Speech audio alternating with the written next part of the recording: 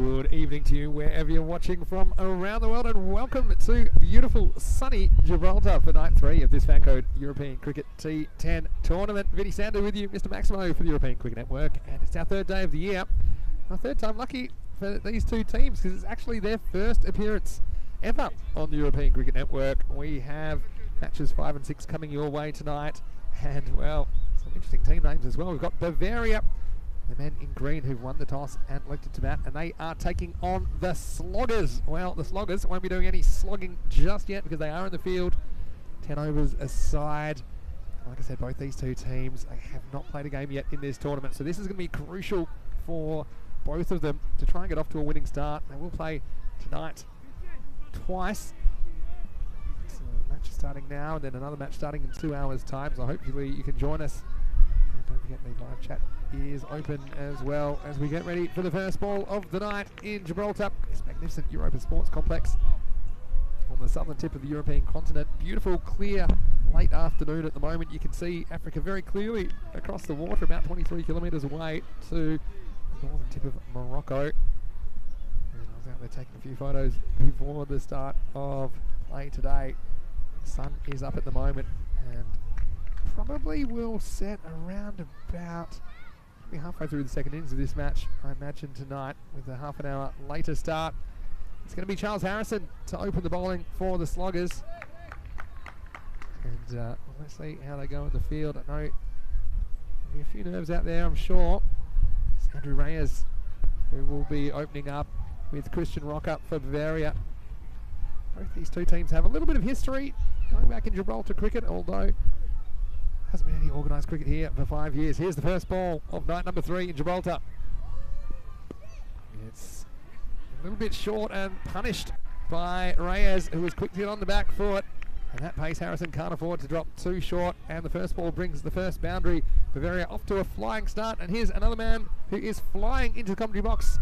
My commentary partner tonight, Joe Wegasani. Joe, welcome, and it's great to see some new teams out there. Yes, hello Vinny, hello everybody out there. Lovely to be here with you all once again for another fantastic evening of the best cricket that the European continent has to offer.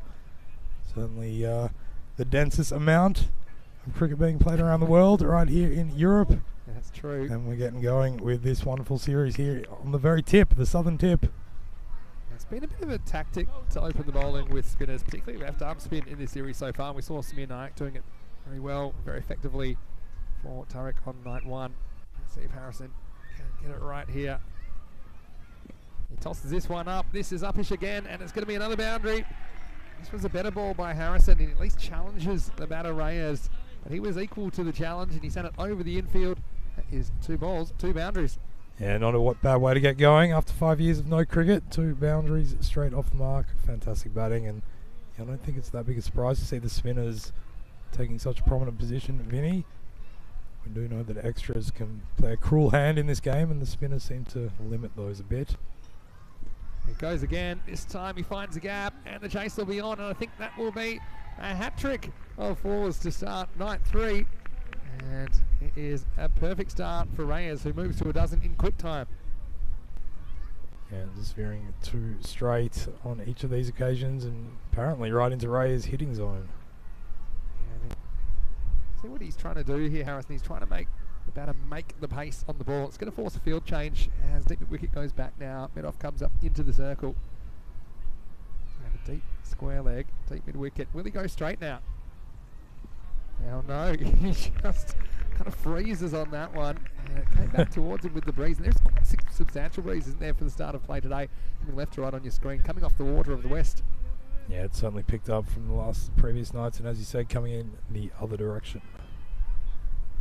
This is a full toss, thick outside edge, and this is going to be cut off. Nice bit of fielding there, bit of team play. Let's say the west, I actually meant the east tip, although we are surrounded by water, aren't we? But the sun will set in the west over the grandstand to the right of screen as you see it. I suppose I'm used to the water being on the west. I lived on the west coast of Australia originally. I know you've spent a bit of time there as well, Joe. Yeah, one of the most remarkable parts of the world, especially where the sun and the water meet and congress every day. Beautiful place. Can he get out of this over? Harrison. Nice looking drive this time as Rocker gets an opportunity to face, and he'll face again at the start of the second as that's the end of the over. And pretty good one for Bavaria. They're 14 for no loss. Yeah, not a great start there for the Sloggers, but they'll be happy to get that first over out of the way. Look to it'll be interesting whether they do bring on another spinner. Yeah, so a bit of background between these two teams. Now Bavaria did have a team formerly in the Gibraltar competition. They have used the player pool. We talked a bit about the player pool the other night that has been available to these teams. But Sloggers are a little bit of the exception, and that's because they are kind of an established group of players that decided, look, we want to stay and play together as a team. So they're a pretty settled lineup. So let's see how they go against these other four teams. Second overtime, Ryan Gonzalez to bowl over number 2. He's bowling to Rocker.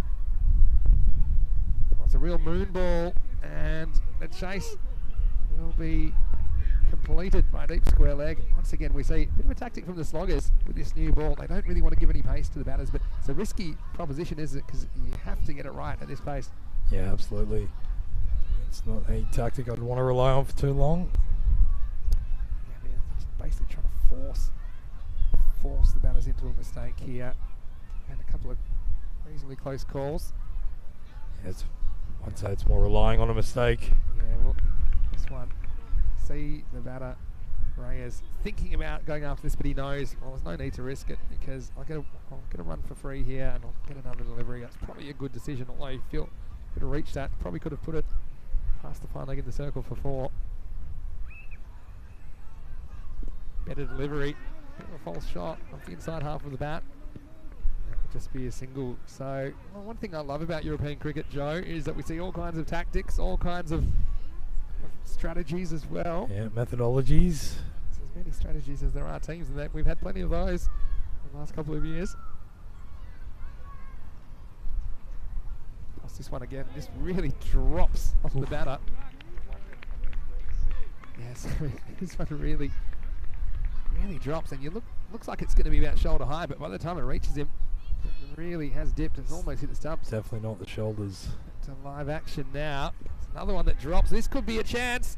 Oh, and it goes down. That's Christian Barbara, who found himself in the right spot at the right time, but it was the wrong result. It was crocodile style, and that one gets eaten up. And I feel like Sloggers, they would have loved to have taken that one. No luck for Gonzalez. Pops this one a little bit short. It's cut away. Once again, will probably pull up on this artificial surface to hustle back for 2. And yeah, this artificial field is completely artificial, but it certainly is holding up well so far with 2 nights of cricket in the books. Yeah, not too many people slipping around, although we do know that a fair bit of condensation comes about once the sun goes down. Yeah, I wonder if we're going to get the dew tonight.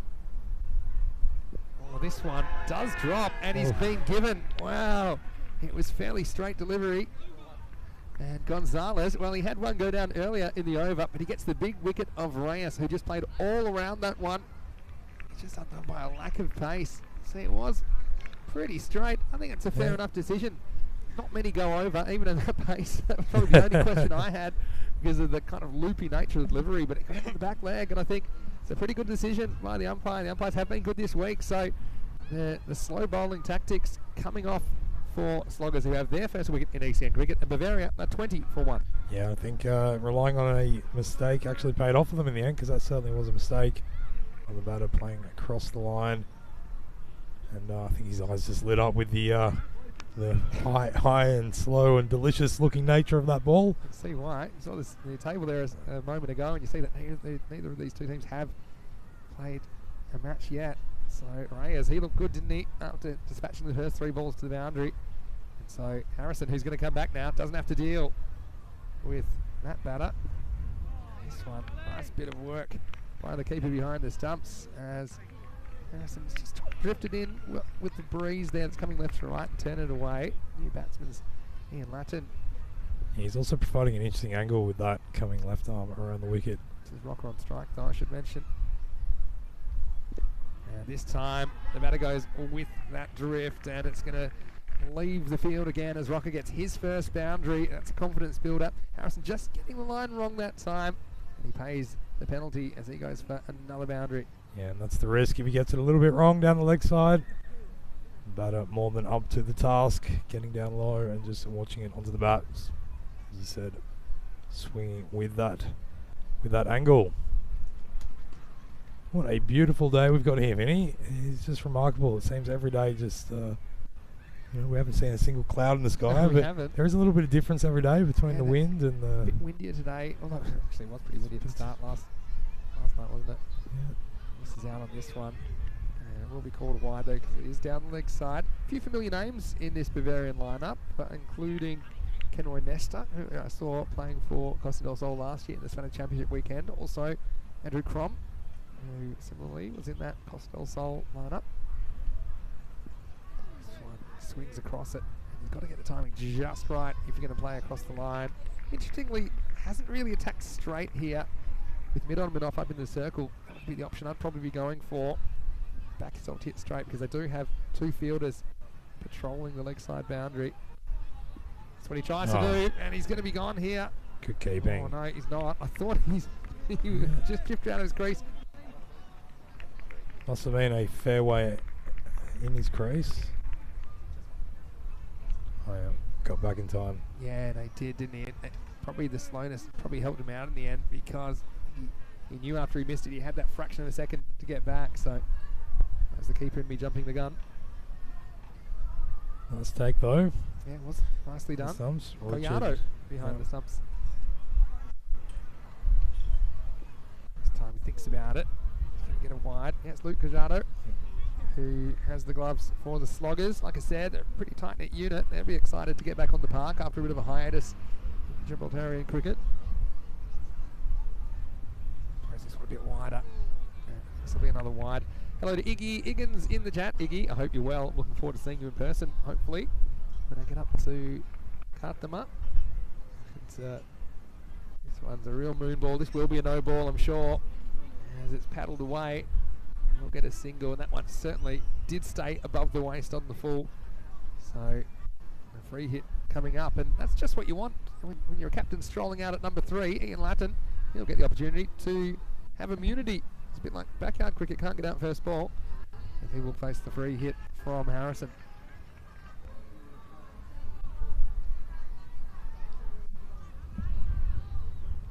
This will tell me a lot about the batting of Latin, because let's see what he wants to, where he wants to go here. Probably go to his strength. Doesn't have to be frightened of getting caught. He does go straight, and this one is a perfect start for the Bavarian skipper Maximo. The first one of the night. Harrison dished up a free hit, and Latin said, yes please, that one's out of here. Yeah, what a way to come out. Don't have to worry about going out. Get a nice fuller ball, not too pacey. Came down and met it with the full face of the bat. Beautiful batting and a great way to get off the mark. Certainly is. I like his name, Ian Latin. It's like the combination of Gibraltar and Spain. Yeah, it is, isn't it? He wants more, but he might have found the fielder. No, he gets over the top. One bounce. Mid-on was in the circle. So 6 and 4 hungry for more. The skipper comes. He means business. It's the end of the power play. And Bavaria are 39 for 1. Yeah, and that's going to be a problem for the Sloggers unless they can get another breakthrough. You get a feeling that these two who are out here are well up to the task with this kind of bowling. So I should mention Luke Collado, who's behind the stumps. He's actually the keeper for the Gibraltar national team. So it's good to get a look at him. He's certainly been tidy so far. End of the power play. Pretty good one for Bavaria. You see that third over going for quite a few. Went for 19 in fact in total. As we see, it will be Gonzalez bowling out, and yeah, this one will just be 4. Geez, it really hung up there a long time, didn't it? But it's just a boundary, I think, in the end. How much did it come down? Oh, a bit lucky to get away with that, but he certainly wasn't completely immune to punishment, because it is another boundary for Bavaria. Yeah, we did see him successfully get a wicket with this type of bowling, so if you can just not stray too far down the leg side. His first over only went for 6. So yeah, getting away with it, but like I said, the margin for error is pretty low. Unlike that ball, which was a waist-high full toss. This one's a better length. And just see that was off balance as he pushes that one into the leg side for one. Yeah, well adjusted though by Rocker. His eyes lit up again. Treated it with enough respect when it came down a bit sooner than he thought. Quick hello to Charlie Hunt in the chat. Nice to see you, Charlie. I was actually watching the interview you posted today. Nice to reflect on that. This one, decent delivery by Gonzalez. Cracked away in the offside just for one. Of course, they do now have the ability to have up to 5 outfielders. What do you think about playing at day versus playing at night here? Do you think it's a bit more difficult to field with the sun a factor or the artificial lights? Get your thoughts about that in a minute, Joe. And this one is another gift for the batter. It was short outside leg stump and he wasn't going to miss out on it. Rocker gets another boundary as Bavaria creep up on the half century. Yeah, it's a really good query, Vinny. And as the viewers are watching the screen, so right where that ball was deposited is where the sun is going down. Yeah, you can see it from the shadows on the screen, can't you? So you can see everyone on the offside is essentially looking into it. The last one actually went all the way for a Maximo. I didn't realise that it must have gone all the way. It's So your chance, Vinny. yeah, well, that's one that I won't get back, but that does bring up the 50 now. 51 for one as Rocker moves to 19 off only 12 balls. And of course they have pulled out their opening bowlers, so they will have to go to 2 new bowling options in the next 2 overs. Let's see what they come back with. Sluggers, well, it's another moon ball. This is in the air, but he might have found the fielder, and he puts it down. Oh, I think that was very high as well. I mean, toys out of the cot if I was given out on that. I think they have said it's fine. Definitely no excuses with the sun in his eyes, though, on that occasion. Probably the one spot on the field where, yeah, clear vision, but... Yeah, I mean, got away with that one, I think. This one's completely mishit. Q end of the bat, end of the 4th over, and a very good start to Bavaria in this contest. 52 for one. And in the end, Gonzalez goes for 19 of his over, picks up a wicket, so fairly respectable figures. And just a reminder, you can join us on the live chat, ECN European Cricket Network. And I know that Charlie has done that. It's great to see you. And yeah, Charlie, you're more than welcome to post a link in the chat. If it won't let you post a link, you can send it to me and I'll put it in the chat for you. And hello to Phil G, who says, hey all, another lovely evening in Gibraltar. And I mentioned Iggy's in there already. And Muhammad Ratan Ali, the bowler was a bit to blame for some of those boundaries. I think, no doubt about it, but they caught a couple of breaks, I think, with some of those high-no balls not getting called. So it's an awkward one to call because they are dipping a lot at that speed. But like I mentioned, Joe, they do need to go for a couple of new bowling options over the next couple of overs. And they're going for Javed Bakari, who will put a bit more pace on the ball than we've seen so far. It's important to get through Rocket and Latin and try and get into the middle and lower order as soon as possible before this total gets out of hand. Here's Bakari. A bit more pace on the ball and a bit of movement as well. A nice start from Javad. Yeah, nice easy start, just angling it across the cross-batted slog. Inside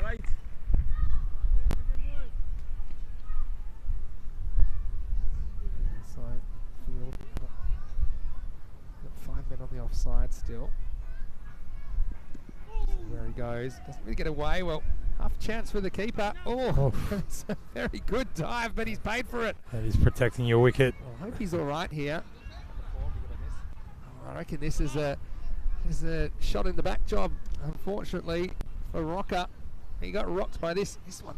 There's no real padding there. It looks like it might have got him in the shoulder, and he's hit the ground pretty hard. You have a look at this. Comes down. Oh, in fact, that's a nasty one. That's got him in the back of the leg. We might see that again. You see there. Well, let's just say he was in the right place as far as making sure he didn't get run out, but he wasn't in the right place as far as getting knocked out. Or avoiding getting knocked out. He helped up to his feet.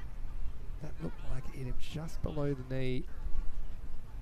Let's slow it down as much as we can. See this one. Oof. Ooh, Bang. yeah. That's a nasty place to get hit. That's in the top of the calf. But I tell you what, they breed him pretty tough here in Gibraltar. I think the Rocker might stay on. The Rocker of Gibraltar. The Rocker of Gibraltar has been rocked. And he's taking a couple of steps towards the pavilion. So I wonder. I mean, he will have the opportunity to come back if he is forced to retire with that injury. You can see there, Vinny, though, how close all these players are across the different teams. The great camaraderie going on. They are. I mean, Getting a nice escort. there was nothing intended, of course, by the fielder, but it could be a handy break for the Sloggers. With a heat seeker taking out the back of the leg, and it's a nasty one. And he's walking a little bit. I mean, assuming there's no actual damage, just be a bruise. But I think he has taken the decision to retire hurt. So it will be a new batter to come. That's wow. I mean, he certainly didn't run deliberately in the line of the ball. It just happened to be where he was running. That's a powerful throw. So I guess only one wicket, but 2 victims so far for the Sloggers. Have a look at this one more time. You see, he puts in the big dive. He was already gearing up for it, wasn't he? As he went down, it was man down. Stop, drop, and roll time. But this will bring a new batter to the crease, and that looks like it's Kenroy Nestor, who's coming out for Bavaria. And that we saw playing for Costa del Sol in the Spanish Championship weekend. Still 4 balls left in his over from Bakari. This is in the air, and it's going to get over the man at third man.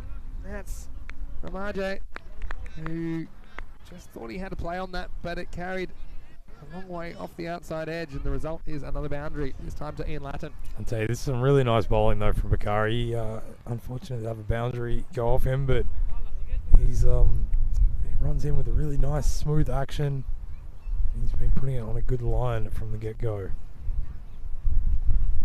Well, this is short and absolutely pounded square of the wicket. And this time he gets it wrong. Bakari takes someone upstairs, and the captain Lattin says, "I'll take you upstairs in the grandstand," because this one was a big hit. Yeah, just as I was saying that. Good line.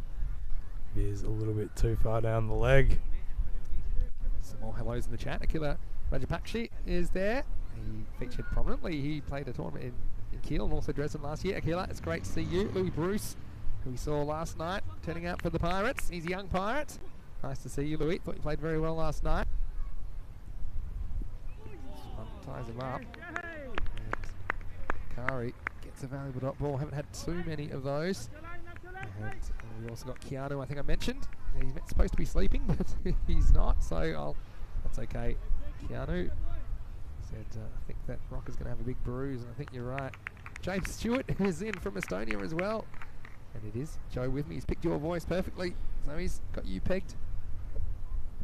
Estonian connection as well. We've both got ties to Estonia. Yeah. Right, goes for this one, and this is a nice bit of timing. That is high in the sky. Well, it's gone through the goalposts, but the result is Maximo. They might have had Rocker knocked out, but this one is knocked out of the park. What a shot by Ian Lattin. The over as well, 69 for 1 at the halfway point, but that one for me, pure timing that saw that one sailing out of the Europa Sports Complex. Yeah, he's looking sharp, Lattin, that's for sure. He's way to 27 off just the 8 now. Good to see Louis Bruce as well as in the chat, Vinny. Yeah, I was happy to see him. He impressed me last night. Very good job. He hit all 3 elements. Hit a 6 a bit like that, didn't he? It was a sweet hit. I bet he enjoyed that one. So, change of bowling's forced as well. As Harrison and Gonzalez bowled out in the first 4, so they're going to turn to Matt Hunter.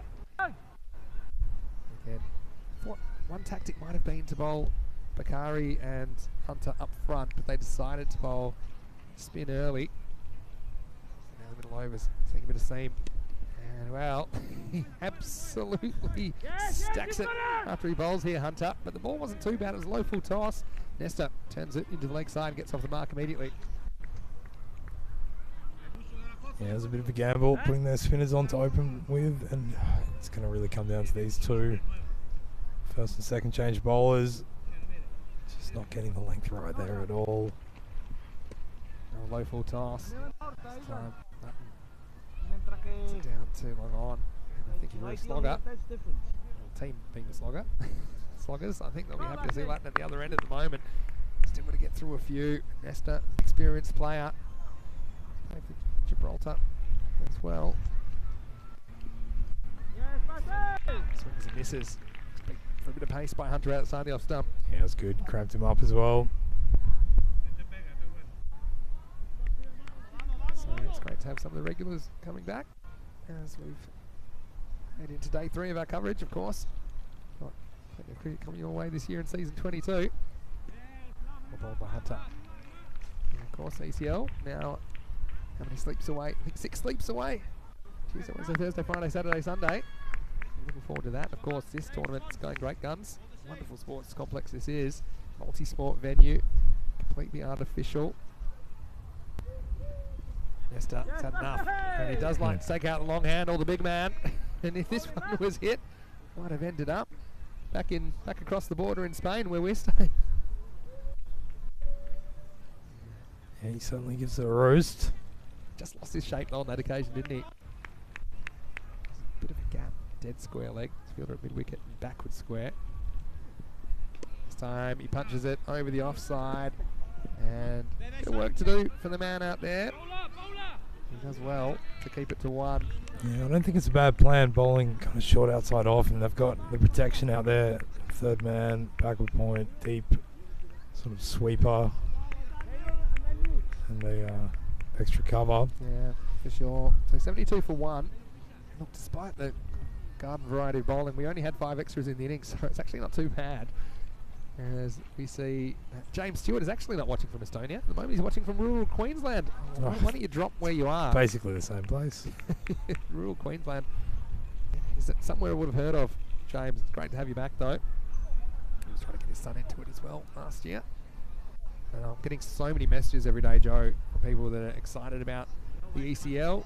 Some messages on my social media at Mr. Maximo on Instagram about viewers that are excited to watch, looking forward to it. I'm getting a lot of messages from players just checking in and letting me know how they're going. Yeah, it's definitely a buzz. The buzz is growing, Vinny, that's for sure. Can't wait for that series. Cameron Stagno's going to bowl. Keeps it outside of stump. Just concedes 1 off the first ball. So Latin is 28 off only 9 balls. That's over 3 of ball pace. Let's see how much patience he has for Stagno.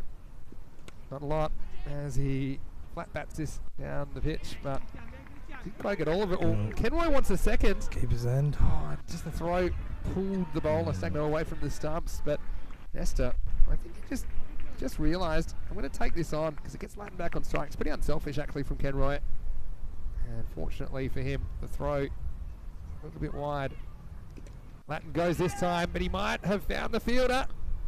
And it's put down. And well, once again, it's Christian Barbara who lost the sunglasses and then he lost the handle on the ball. So key batter dropped on 30, and that's Ian Latin. Disappointing for Barbara. He gets in such a good position for those catches and just seems to try to take a bit of a chess mark. Yeah, made good ground there. Kenroy swings and misses again, but so does the keeper, Criado. Just be a bye. Could be a costly one because it does bring Latin back on strike. And poor Christian Barbara, the ball's following him at the moment. Maybe he'll get another opportunity in the next 3.5 overs. Latin charges, but doesn't quite get this. It could be another chance. Oh, but he gets the one hand on it. Matt Hunter. And it comes off the top of his fingers and it goes all the way. Maximo, assisted Maximo for Latin, who rides his luck here in the 7th over and moves on to 37. Yeah, what we've seen now, 3 or 4 half chances, or full chances, I should say, that have gone begging. And that's just what you can really expect, though, the first start of the series for both these teams. Been a great catch on the charge again. I think this time he might be gone.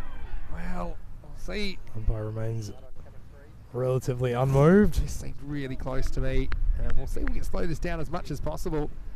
You see, don't get a great look at the line this time of day. Came through quicker. No, good work. Just gets back. Yeah. Look, it's quick work from Kiana, but it's a couple of times we've seen batters reacting quickly as well and getting back. So, top ball to finish the over, and 7 overs down. It is 83 for 1.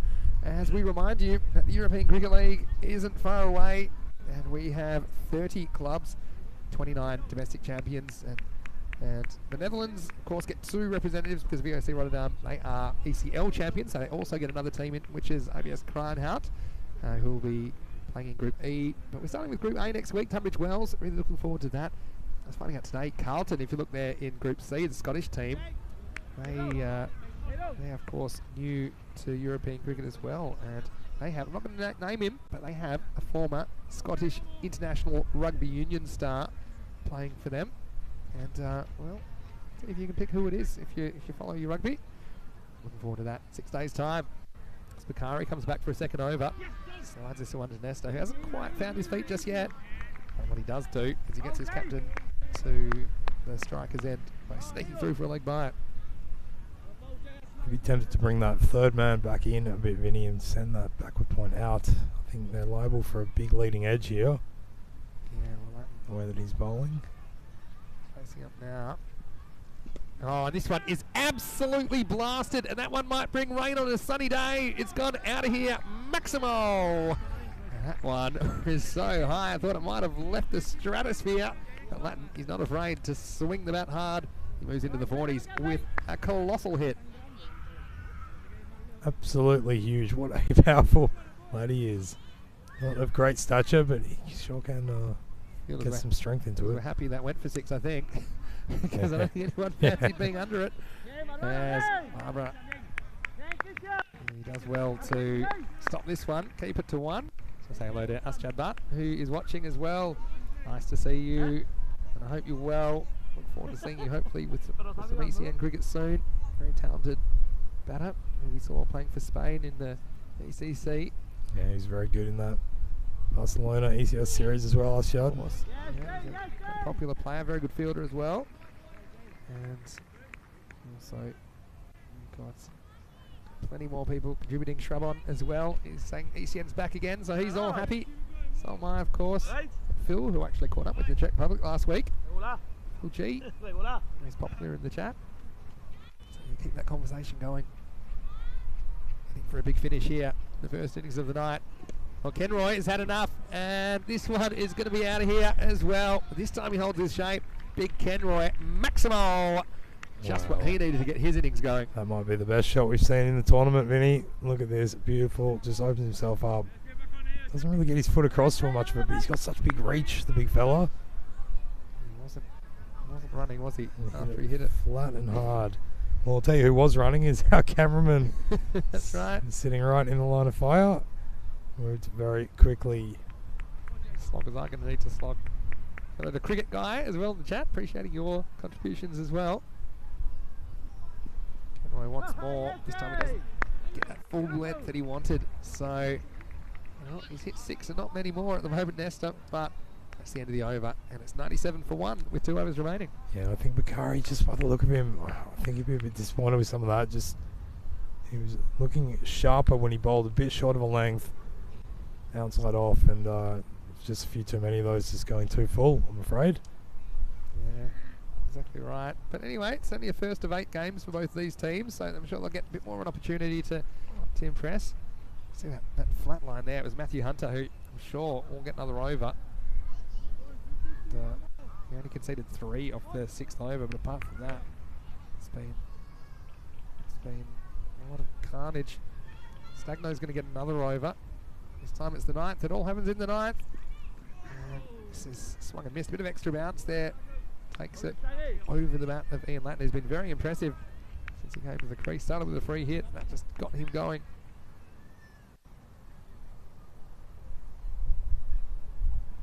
Tossed up, hit flat. Barbara this time does handle it cleanly on the bounce. Keeps it to 1. Important stop. I think he made the right decision there. He could have run forward and made a dive of glory to try to take it. It's about 3 or 4 metres in off the boundary there, which I think is a bit risky. Yeah. At long off. Well, Kenroy fetches this one from outside off stump, and he deposits it over the leg side. Maximo. Well, Big K, he's dealing in 6s now. He took a few balls to get going. Now he's looking a lot more comfortable, and that one actually brings up the 100 for Bavaria.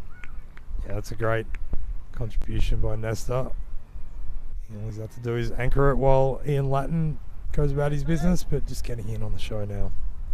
Too much wrong with that ball from Stagno, unlike this one, but it's a surprise bouncer that gets through Nesta.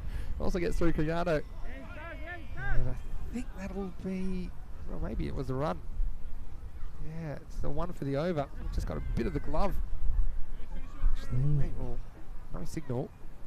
So Very harsh to put that down as a chance. There was a little edge on that. Caught everyone by surprise. Just jams this one. And he will get a single. Say hello to Sam Houghton, who's in the chat as well, who says Zagreb Sokol will clean sweep the ECL this year. Heard it here first. Well, he's a bit biased because he's playing for Zagreb in Group B of that tournament. And we'll see Sam as well continuing for the Calpe Giants. If he plays the way he played last night, they might have a good shout. We trouble. And this time it is taken. So third time unlucky for Nesta, who tries to clear the ropes. And that's a nice catch out there by Matt Hunter, who has bowled very well. I think it probably still will get another over, but that was an important wicket at this stage because Ken Roy looked like he could do a lot more damage before the end of this 10 overs. Yeah, he certainly was looking very dangerous, Ken Roy there. That's a nice way for him to get his series going. Yeah, so Sagno gets the wicket. Be happy with that. First wicket in ECN cricket. A few more questions in the chat. Keanu's asked me what type of cuisine is there in Gibraltar. Well, it's a funny one. I've only had a couple of meals at the ground so far because we're actually staying in Spain, believe it or not. So Gibraltar's about 5 kilometres long end to end. So we walk over the border every day. We walk over the border, and our bus is waiting for us there because it's a lot easier to walk across than get in the queue in the car, isn't it? All right, as we have another potential opportunity, and it's taken again. So 2 in 2, and this time it's Hunter doing the bowling, and he's removed the captain Ian Lattin, who was on strike, of course, because it was the end of the over. The 106 for 2 becomes 106 for 3, and the Sloggers, they're fighting back at the end of this innings. Yeah, and that'll get the team spirit up and about, Vinny. A few wickets at the end. They might have conceded that 100-run marker, but might live up to their name. Yeah, it's like a few. We're interested to see their batting. We haven't seen Rocker again, have we, since he departed with that, say, bruised calf, or if it wasn't bruised when he left the field, I think it will be now. As he was running between the wickets. Hunter deserves that wicket. Only conceded 3 off his first over. Lattin batted very, very well though, didn't he, in his innings. 46 off 19 with 5 big sixes and 2 fours. 5 balls remaining. This is Boda on strike. Plays it away, Samath Boda. Again, this is a period of innings where they'll be trying for every possible run, but there was nothing possible after the single there. So, yeah, ECL, I know a lot of people were chatting about that. Sean Van Weingart as well is in there. Good game to Louis last night, who was also in the chat, so it's great to get that conversation flowing. Andrew Crom gets a bat, starts with a single. Won't get a chance for another one yet. Andrew's an accomplished player. He's a very skillful wicket keeper. Saw him with the gloves for Costa del Sol last year. And he won't be keeping this game because I think Richard Bazaglo will have them in game 1 tonight, but I expect Crom will take them in the second half of the night. This one's edged and it's taken. So it was a big slog, if you like, from Boda, but it was the Sloggers that were able to hold on to the chance. And this time it's a sharp catch by Luke Cajado behind the stumps. And that is another wicket. Bavaria lose a 4th, and it's 108 for 4. Yeah, and that's fantastic by Matthew Hunter, picking up 2 wickets for his team now for very few runs. I think he's got 3 deliveries left in his spell. Great view of it there, don't you? The reaction from Cajado tells you a lot. Yeah. And well, they do look a little bit like the Tigers, don't they? The Sloggers with their orange and black uniforms. Well, he pounced on that chance like a tiger. So nice little comeback. And you think there's been a lot of carnage in this innings, but I mean, it could be something like 110 if you bat well. You certainly know that high scoring is possible on this field. Yeah, I think the tail end of this innings, the Sloggers have done pretty well to at least try to drag it back somewhat. It was going a bit bananas. Exactly, Richard Bazaglo that comes out now. Who I think welcomes the gloves this game. So we've got the 2 wicket keepers out there together for Bavaria, and Bazaglo says, well, I'm just going to take one, make sure I don't get a duck, and I'll leave it to you, Andrew. So will be Crom. And he can really have a big swing at this, but how about that from Hunter? 2 for 6 with the ball remaining in his spell. Last ball coming up, 109 on the board. Crom wants it, doesn't get it, and well, they're not even going to try for a run here in the end. So yeah, pretty good finish by Hunter, who really has kept his team in the game. Yeah. Very impressive for the Sloggers. He finishes with 2 for 6. And at the end of the 10 overs, Bavaria, in their ECN debut, are 109 for 4. That'll set a target of 110. We've had a couple of scores of 111 in this tournament so far. Some 109, so it does seem to be that there are quite a few scores around that region. But one thing we haven't seen is a chase over 100, and it'll be a tricky chase for the Sloggers, who are going to have to bat well if they're going to register to win here in match 5 of this FanCode European Cricket T10. As we see the start, and early on, we saw some big hitting from Reyes with 3 boundaries to get going. Yeah, absolutely. 3 boundaries straight off the mark. And that's a great way to get started with your Gibraltarian cricketing career. And a good opening partnership by those two, Andrew Reyes and Christian Rocker. The Rocker Gibraltar. And he was looking pretty good. Made his way to 21. And Andrew Reyes, unfortunately, falling victim to that flight, getting given out LBW. He made 16 off 8. The Rocket continued. He was joined by Ian Latin, who was looking dominant from the get-go. Very first ball, he did that to it. Hit it all the way up and away for a big straight 6. It would be one of 5 sixes that he would put together in this innings as he started building a very solid foundation together with Rocker. Yeah, it was an interesting one, wasn't it? Harrison and Gonzalez really did take the pace off the ball early. And I suppose when you've got a bowler like Hunter, who is a genuine threat, it's tough to know when to use him. But I guess they used him at good times, because they used him in over number 6 and he just stemmed the flow. And then they used him again at the end. And once again, they were able to take advantage of batters at the crease that haven't been in very long, weren't set. So they weren't really able to get him away. With only 3 off the last over. So it has kept them in. But that was a key moment, wasn't it? As it was a nasty blow to the back of the leg for Christian Rocker. And yeah, well, let's just say the Rocker Gibraltar was crumbling in that throw, but hopefully he's okay, and hopefully we see him again back on the park. I'm not so sure he'll be fielding in this innings. Apart from that, we saw Latin and then Kendall Nesta with a couple of big hits as well. But yeah, for me, Latin, he was the key to this innings, and yeah, wasted no time getting going. 46 off 19. And geez, he hit some real big bombs that went miles in the air, didn't he? Yeah, he absolutely did. And I think what we've seen a bit in this series, Vinny, is teams having to get used to the T10 format, having to have the awareness, the game awareness of that you can't hang around at all. Yeah. And I think Ian Latin really showed that he understood what was required of him as he went on his way to compiling 46 off just 19 deliveries. Yeah, he had a couple of close shaves as well, didn't he, during that innings. Bakari, well, he tried hard, but didn't really get too much of a result. That was just a beautiful swing of the bat. Nice, beautiful, clean hit from Kenway Nesta. That was the one that got him going. And then Stagno, well, he would also have the opportunity to take a wicket on televised cricket, as that was a good catch by Hunter. It was straight back into the action, and at this stage, both the set batsmen went consecutive deliveries, and you feel they probably saved them something like 10 runs in the end, because they weren't really able to do too much with the last 5 balls of this innings.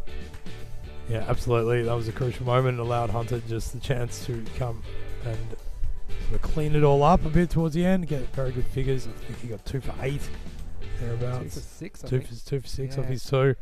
So not too bad for him in the end, and it'll be up to the Sloggers to show us whether they are made of the right stuff and made of what their name describes. You don't think they'll be blocking, do you, in the second innings of this? And they won't be able to either. They'll need 11 and over, as we see all top 4 reaching double figures. 21 for Rocker before he was forced to retire hurt. Latin, though, top scoring 46 off 19. Nesta showed that he can hit a long ball. Took a little bit of time to get going, though. And then, well, 3 aces from Potter and Bazaglo.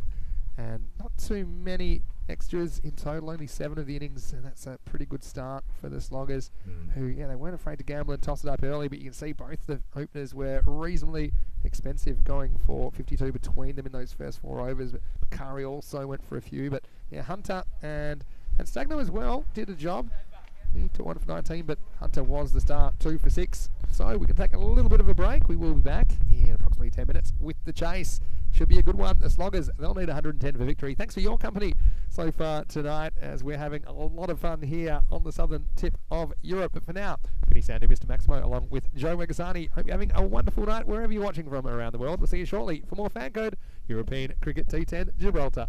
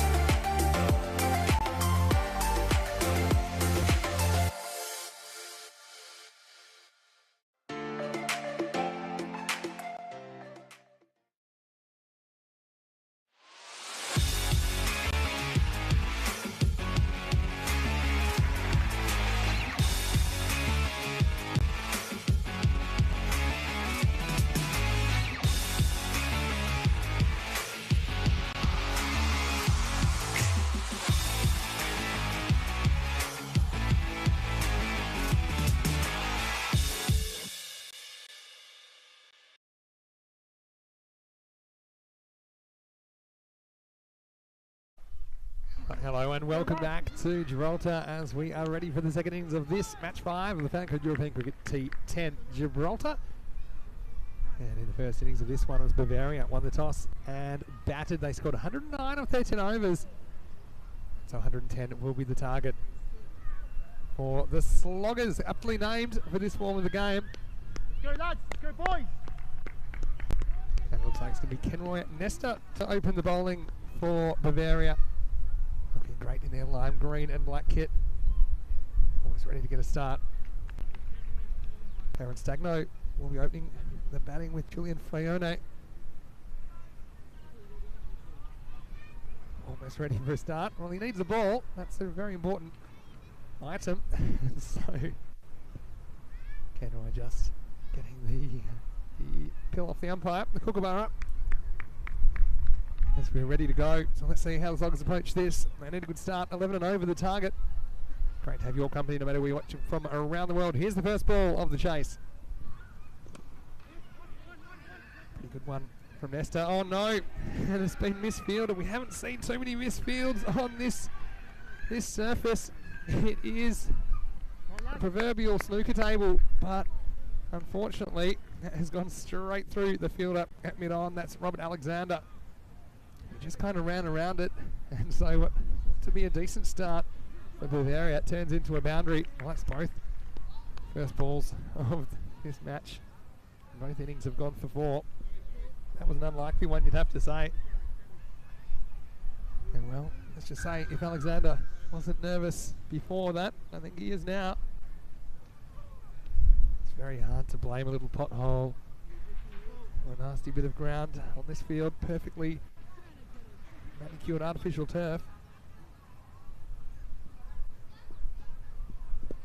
Well, this one's flicked away nicely by Stagno. He'll get 4 more. In fact, that's gone all the way. Maximo! Nesta just throwing a little bit onto the pads, but the timing was exquisite from Kayron. In the battle of the big Ks, Stagno has the upper hand early, 10 for no loss. You need 11 and over.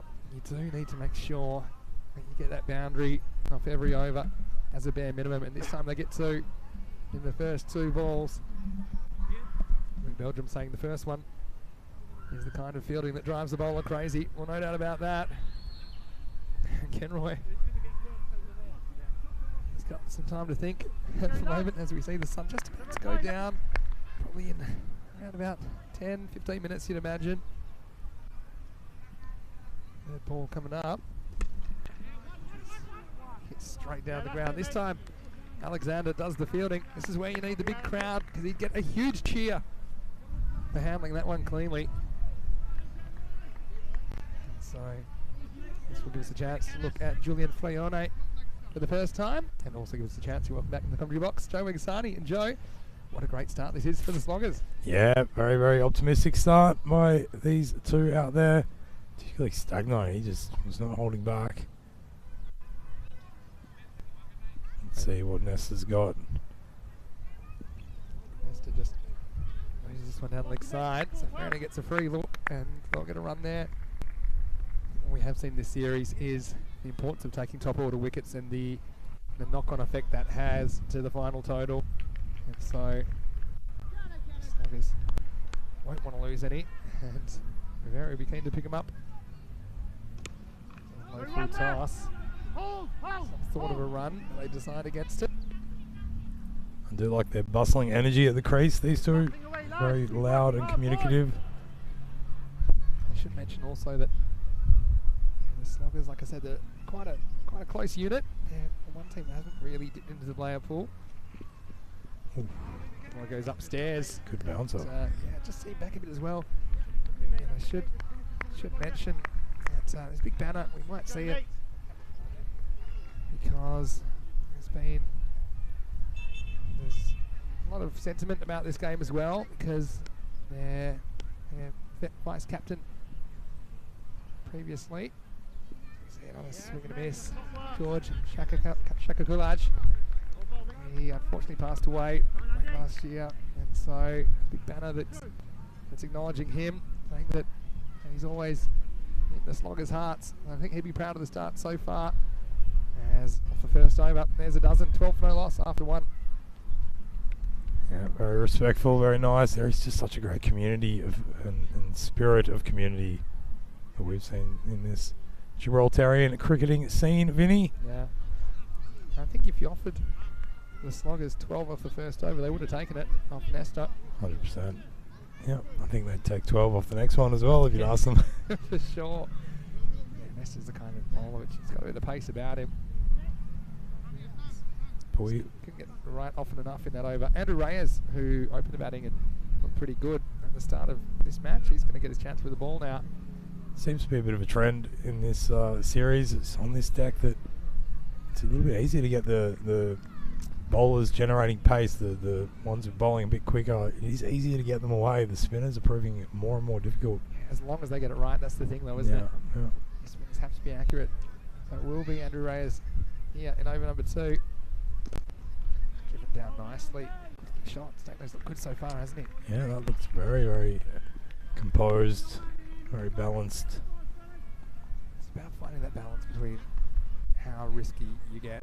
Because you have to take calculated risks, but you can't go absolutely crazy, especially with these top order wickets and a premium. This one struck nicely, but there is a field up in the way. Ian Mutton, who is very, very explosive with the bat, on the way to his score of 46. He was out in the last over. Sure that was a wrong end. Now, we don't know what this is because it's a full toss and that has disappeared. Maximo! Stagno, he didn't have to worry about which way that was turning because that one was out of here before he knew it. Big shot, 6 runs. Yeah, he is showing that you cannot bowl too full to him. He will put you away. His eye's obviously a good one. Just really interested in the sort of movement in the air that Reyes gets here with his deliveries. Let's see him land one a little bit outside off and a little bit shorter of a length than that. He's one of those kind of doorknob spinners, I call them, because it looks like he's just or changing a light bulb almost. Yeah. Is that, it's not really a big amount of wrist action. But it kind of wobbles in the air as it goes down. It's just a bit awkward. No. So, no. He's up and away. He wants more, and this time he gets more as he goes straight, he goes long, he goes strong. Maximo and the Sloggers, well, they're living up to their name here early in this run chase. Yeah, and that was a shot in full respect of the dearly departed team member right into the banner. Yeah. Commemorating. I think Shaka would have been proud of that one. Shaka, yeah. That's a nice little nod to him as that one disappears. Now, they are going like the clappers here, and he wants more. He mishits this, fortunately so, because it won't carry to Latin, who takes it on the bounce. And, well, the Sloggers, at the moment, especially if Stagno's there, we've got a real contest on our hands. We haven't seen 100 plus chase down. Not easy, but it made a really good start. That's Freone. He just pushes. Doesn't have to do anything too crazy, especially with Stagno going as well as he is. He just takes a single there. Yeah, I think you're absolutely right. That's just really nice batting. He looks to be able to find the gaps a bit, Freone, as well, which is nice. Last ball the over. Up-ish, but he picks the gap, and he's going to get more runs here. Stagno is 29 off 8, and he is flying. He could get a speeding ticket as we go to the end of the second over, and the Sloggers are 33 for no loss. Yeah, no stagnation about Stagno, that is for sure. He has got his eye in, and he's found the place that he likes to hit it. He's doing just that. Plays nice and straight. See the table here, and the Pirates had a bit of a rough night last night, but so did the Giants on night 1. They did come back. Turek, they're sitting pretty at the top of the ladder at the moment. Both these two teams, it's their first chance to get hold of some points. As we see bowling change, and it's going to be some Arthbona to bowl over number 3, the last of the power play. And so, yeah, both overs so far pretty productive. 12 and then 21 as the second over went magical, and that was all about the batting of Stagno. Yeah, it really was. He has flown away, 29 off 8. And let's see what Botta has got now. Coming off quite a run up. Should put a bit of pace on it. And here he is. Botta. Leg side. Called wide. Yeah, if you have just joined us for this Gibraltar series, we are the magnificent new Europa Sports Complex, which is a multi-sports complex. It's completely artificial turf here. There's indoor facilities for cricket, there's outdoor facilities for cricket, there's a darts room, there's a snooker room, there's all kinds of sports, even some I probably haven't seen yet. We have the Rocket Gibraltar in the background, overseeing the action. Ball. Pops a bit, doesn't it? But look at one here. So Stagno will be back on strike, and this should be a good contest, as he's only got this over left in the power play. Yeah, I think that's all Botta has to do now to Stagno is put it in that spot 4 more times. 4 more times, and make him force a shot. Make him play the bowler. 2 outfielders allowed. They've gone for a very straight long on. That's Latin, the captain, and a mid wicket. So let's see if he takes them on or maybe attacks another area. Big gap cover. Still wants it. In fact, he's going to have to go. He walks. Oh, he has. Stagno, all credit to him. He knew he got a little touch on that one, and it's Botta that gets the big wicket of Stagno, who was really putting the Sloggers in a position to knock off these runs, but he's got to go for a lightning 29, and it's 35 for 1. Yeah, nice work by Andrew Crom as well behind the stumps. That was an under edge, was it? No, a bit of a top edge, and he just watched it right into the gloves.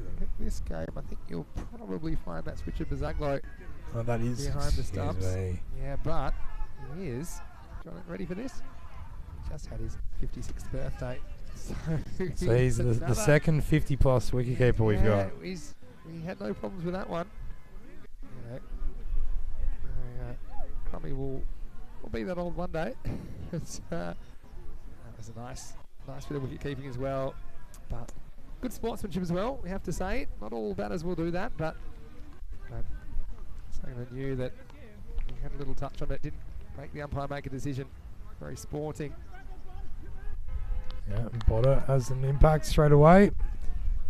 And exactly what he did, just put it on that line of length again and again.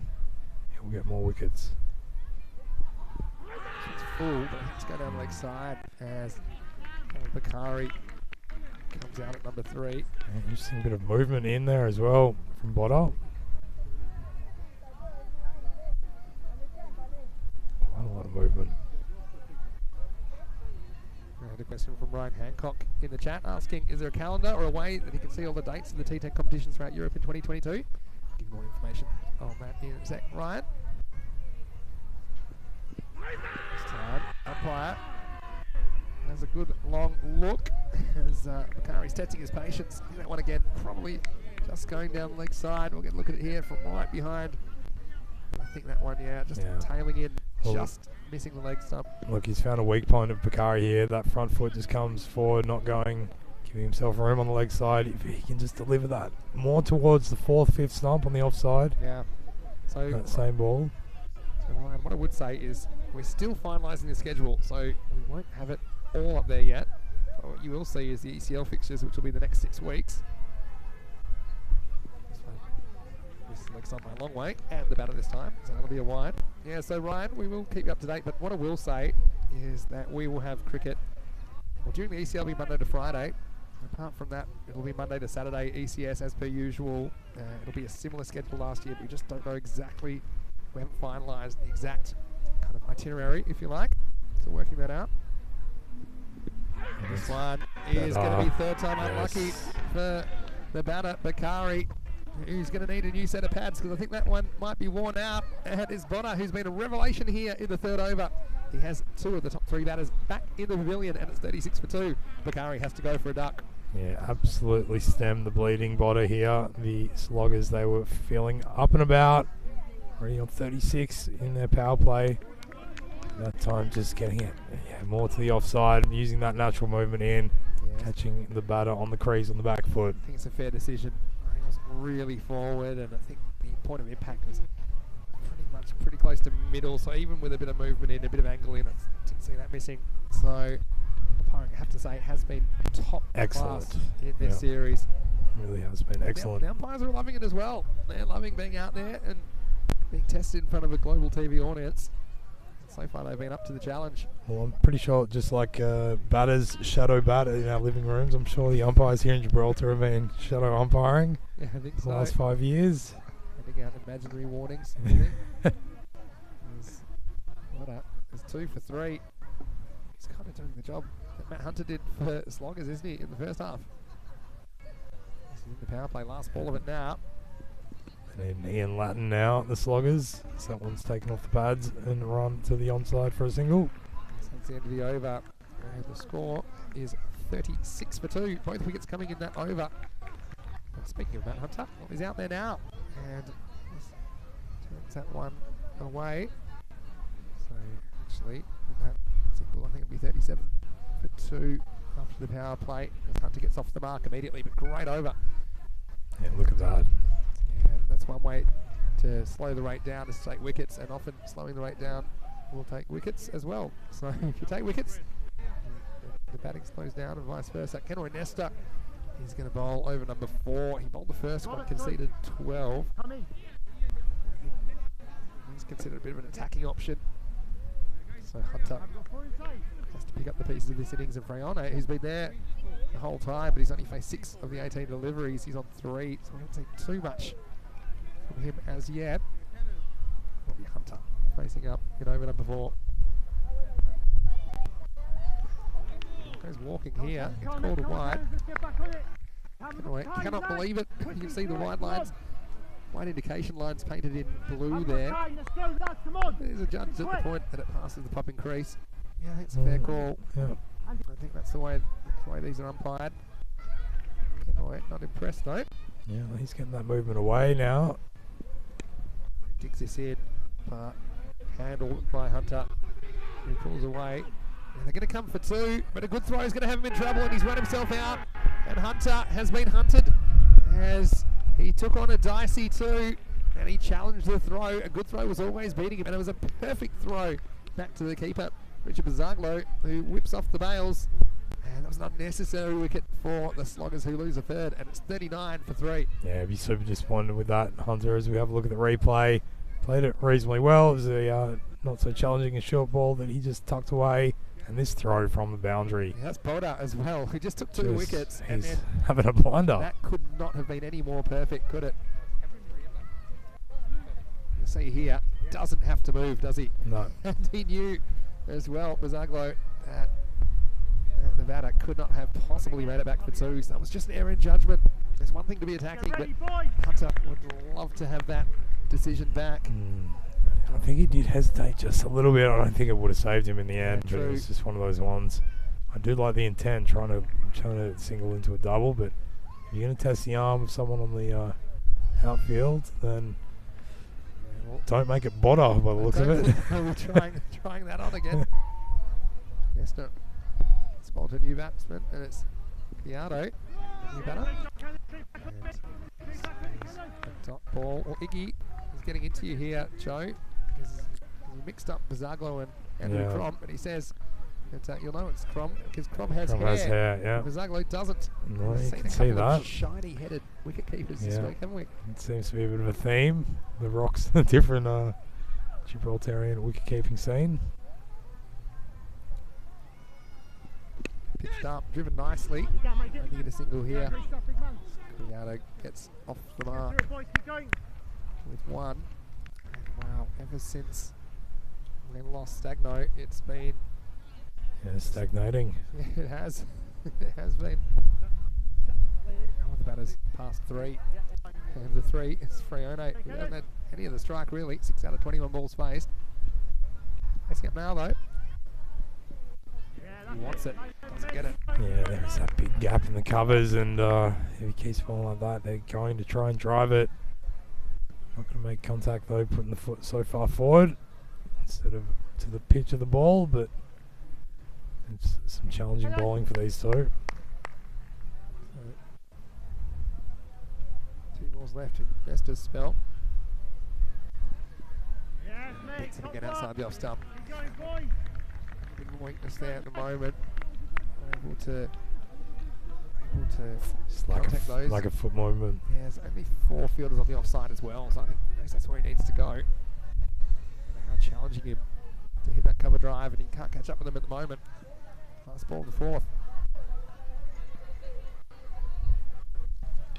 Full, driven, does get some out on this, and should go out to the deep point for just a single. Ken Roy a lot better in that over, as only 4 come off it. And after 4 overs, the Sloggers are 41 for 3. Yeah, still very much on track here, Vinny. The Sloggers, as they come to the end of their 4th over, but for the fact that they've lost their main hitter, as we've seen. And Yeah. it'll be interesting from Frowny just then. Was being beaten by those balls outside off. Yeah, so just a reminder, you can join us in the live chat as well. And I see Iggy has giving you a bit of stick in there. And Luke Belgium saying never a second run there. And also noting that the Very were 39 up to the power play, a loss of 1 wicket. And as long as they're only 2 runs behind that, but they lost 2 key wickets in that 3rd over. And we mentioned that Ryan was chasing information about European cricket, and EuropeanCricket.com is the home of everything European cricket. Keep up to date as we match 5 of hopefully well over 1,000 matches this year. As Latin, the captain, comes into the attack. It's a half tracker.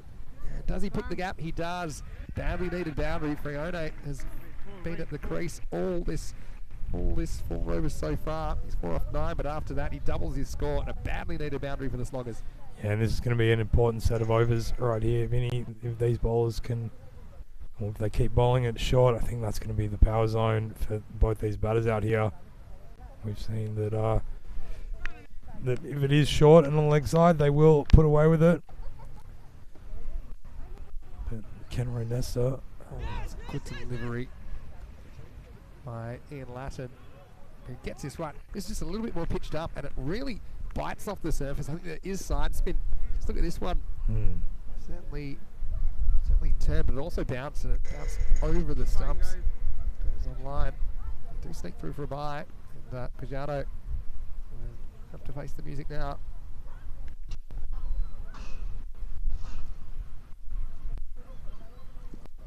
So it does get some bat on it. Just gets 1. See the effect of those 2 wickets though. They were ahead of where they needed to be. Now they're pretty much bang on with the rate. They'd want to be 55 at halfway. That's going to require finding boundaries. Apart from Stagno, we haven't seen too many of those. Like Franny has hit 1 in the last over.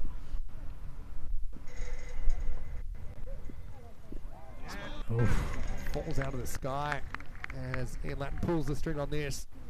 He had to check his shot and just eat it. I really like Latin's bowling action. Looks a bit like he's thinking about having a bowl up until the point that he actually does it. That's true. He's been good tonight. Yeah, really good. With the bat, and now doing it with the ball. Oh, this one I think comes off the glove.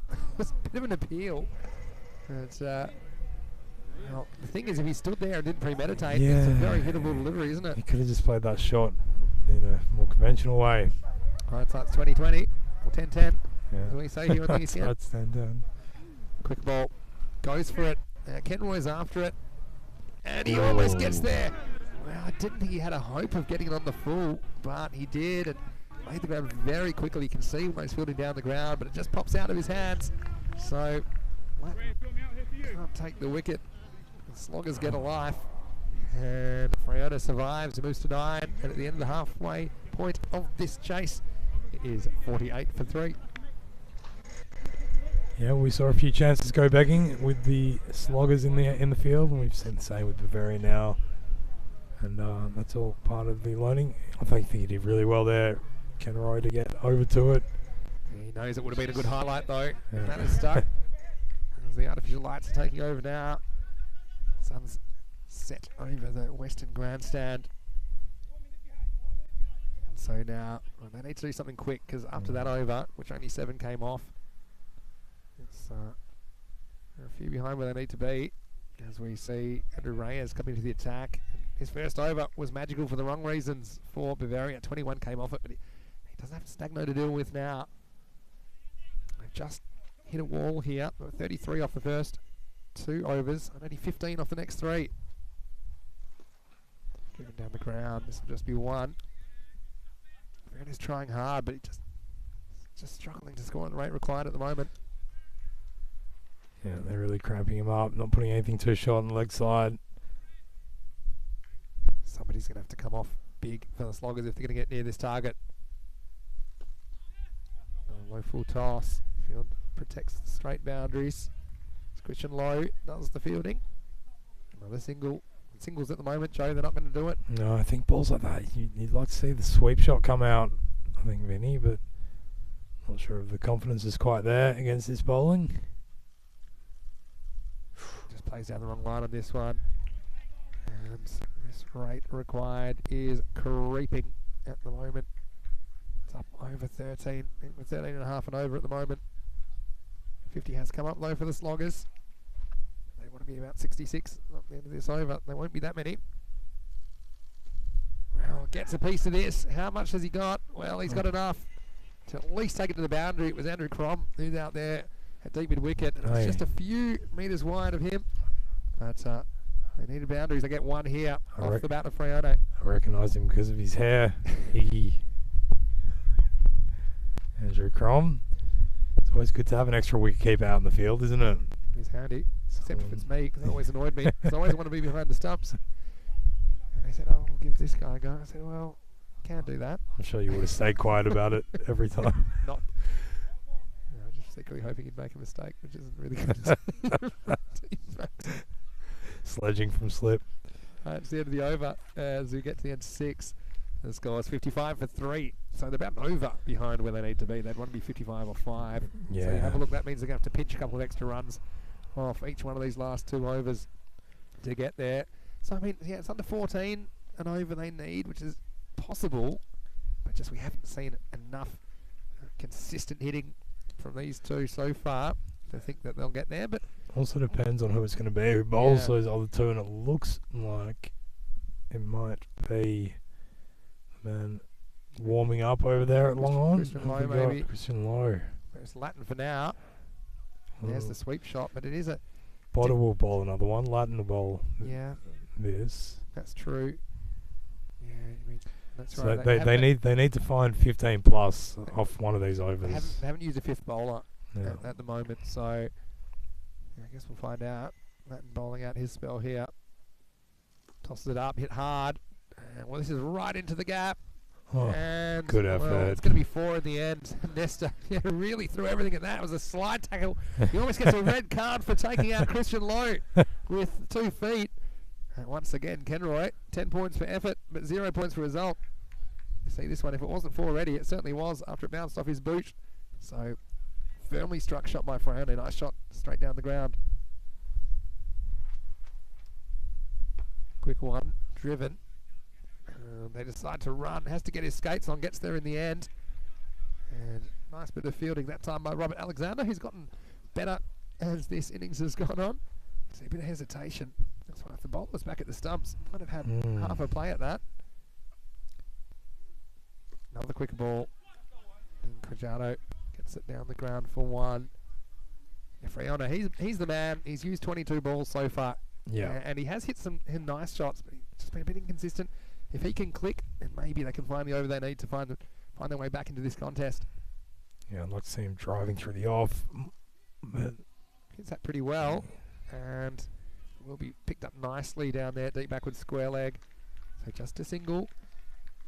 And don't forget, these are double headers, and really do like these double header format, because no matter what happens in this game, these two teams will get the chance to fight it out again and continue the story in the second match tonight. Another quicker ball. Now this is in the air. Latin is going after it himself, and he will take the catch. He's got a solid pair of hands, the captain, and he forced the false shot out of Cajado, who tried to go down the ground, but he couldn't quite time it up off that quicker one, and he takes a wicket with the last ball of his spell, and that's 7 overs down, 62 for 4. Yeah, Luke Cajado just knowing that he needed to start hitting out, but unfortunately the way that his foot was going, any strike like that was not going to go in the direction that he wanted it to. Went straight up in the air. Yeah, so Ian Latin's having a very good night, isn't he? With the bat and the ball in the field as we look forward to the second match tonight, which will start in approximately 40 minutes time from now. And you can see the teams there.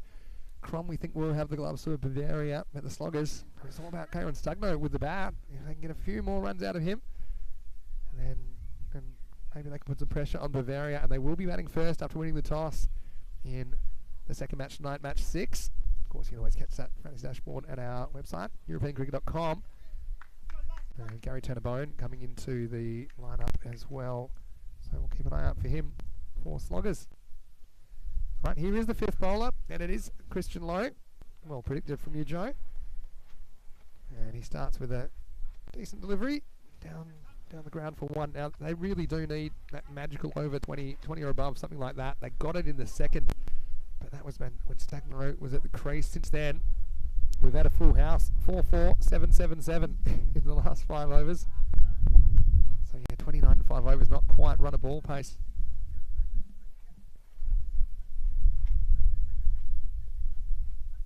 And so now he's going to go around the wicket. New batter out there. His left-hander, Charles Harrison. That's the captain, I should say, of Sloggers. He's happy to look at one, and I guess that's something maybe a bit of an experience in the format. Yeah. You just don't really have a ball to burn at this stage, do you? No, you really don't. And we've seen it with all the teams, and that's why, like you're saying, the double headers is such a good format, especially in this situation where these teams can come out, have their first cricket in 5 years, and then come out again. He goes off for this one. Just get one here. In a worst case scenario, you'd want to single off your first ball. At least it gives a chance to the established batter. But he will get that chance now, Friono. He's going to have to do something remarkable. As that rate's crept up, a quarter of the innings remains. It's just crept over that 3 a ball.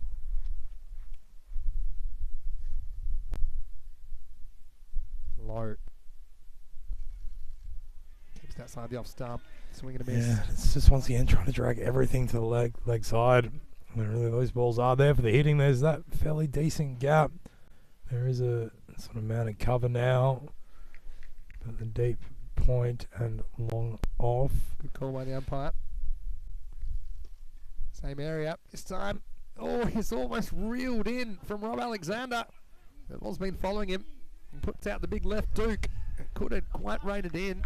Good effort though. He does keep it to a single, but that would have been remarkable if he'd held on to that one. Yeah, sure would have. He was moving in the right direction. Just couldn't quite clasp it in that big left hand. So Lowe continues.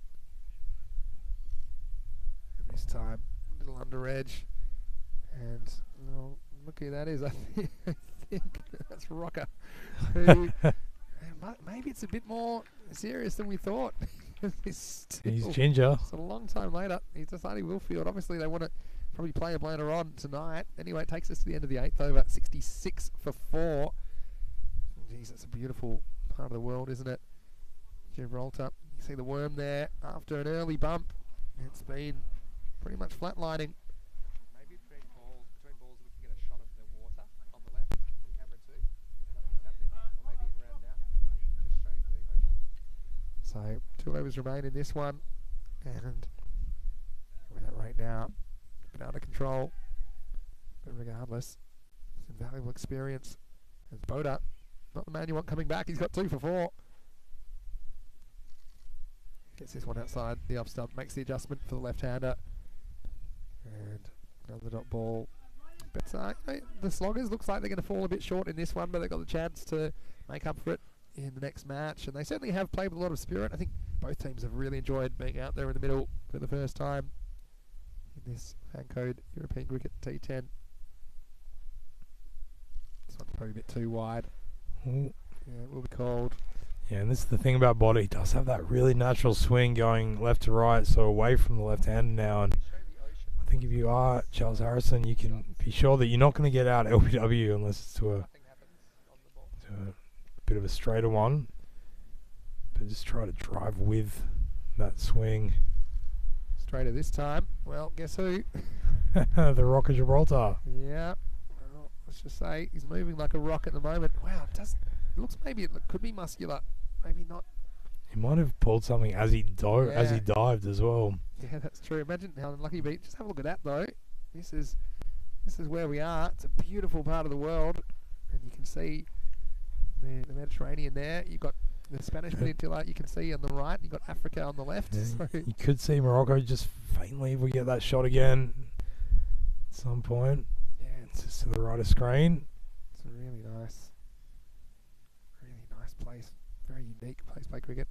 Get the grandstand as well, maybe with the light. This is in the air. Now this is going to be trouble. There's Kenroy. Well, somehow we spilt this one. Oh, he normally eats these for breakfast, lunch and dinner. He's So in his own head, Ken Wright. Ken Wright's probably thinking, I can't possibly drop this as this comes down to him. And he can't even say lost in the lights because it's definitely come between the light towers. He just lost his balance at the last moment there. Down it goes. Might have got to had a third. And don't think it'll make too much difference in the context of the game, though, as his next one's worked away nicely. Great bit of fielding down there. As he certainly put his body on the line to stop it. Nice work. The result is 2. Again, that's not quite enough at this stage. Just have a look at this piece of fielding. There's Ryan Grimes, who really gave it everything, even at this stage when they're well ahead in the game. Maybe after this ball we can see the grandstand and just a bit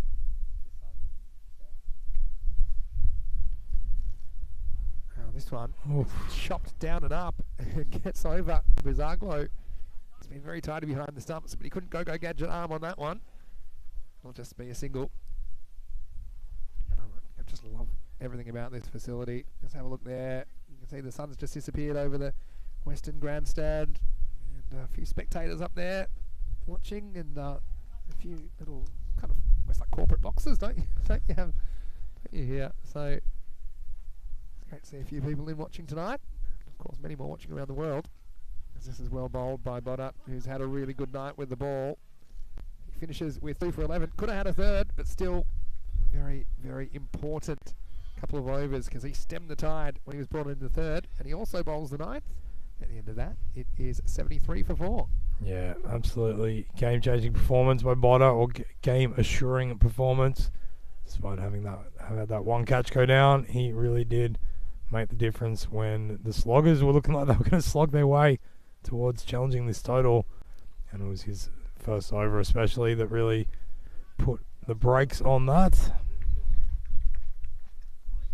Gotta say that sloggers, after living up to their name early, haven't really lived up to it in the second half of this innings, but still I think they'll be better for the run. I think they're obviously playing with a lot of spirit and a lot of feeling, I'm sure, being back on the park. Last overtime then, it's going to be Christian Lowe. There's a big edge, and I don't think you'll find the rock chasing this. It's going to go for 4. And the field had to come all the way from fine leg. It will be a fortunate boundary for Fraioni. It was well supervised by Rocker there. Yeah, he said, I won't be chasing this. And he moves up to 29. He's batted through the innings, but credit to him. He's certainly tried his hardest, but he's only been able to find the boundary 3 times during, or 4 times now with that one in 29 balls. Down the leg side, this will be a wide. So, to encourage everyone in the break to maybe leave a comment or a question. We'll be starting again in about 30 minutes time, right here on the European Cricket Network from Gibraltar. So we're going to miss kind of leg cutter action as Low. It's handy at this stage. Just leaving the batter off the pitch a little bit. And so, how many more can they muster here?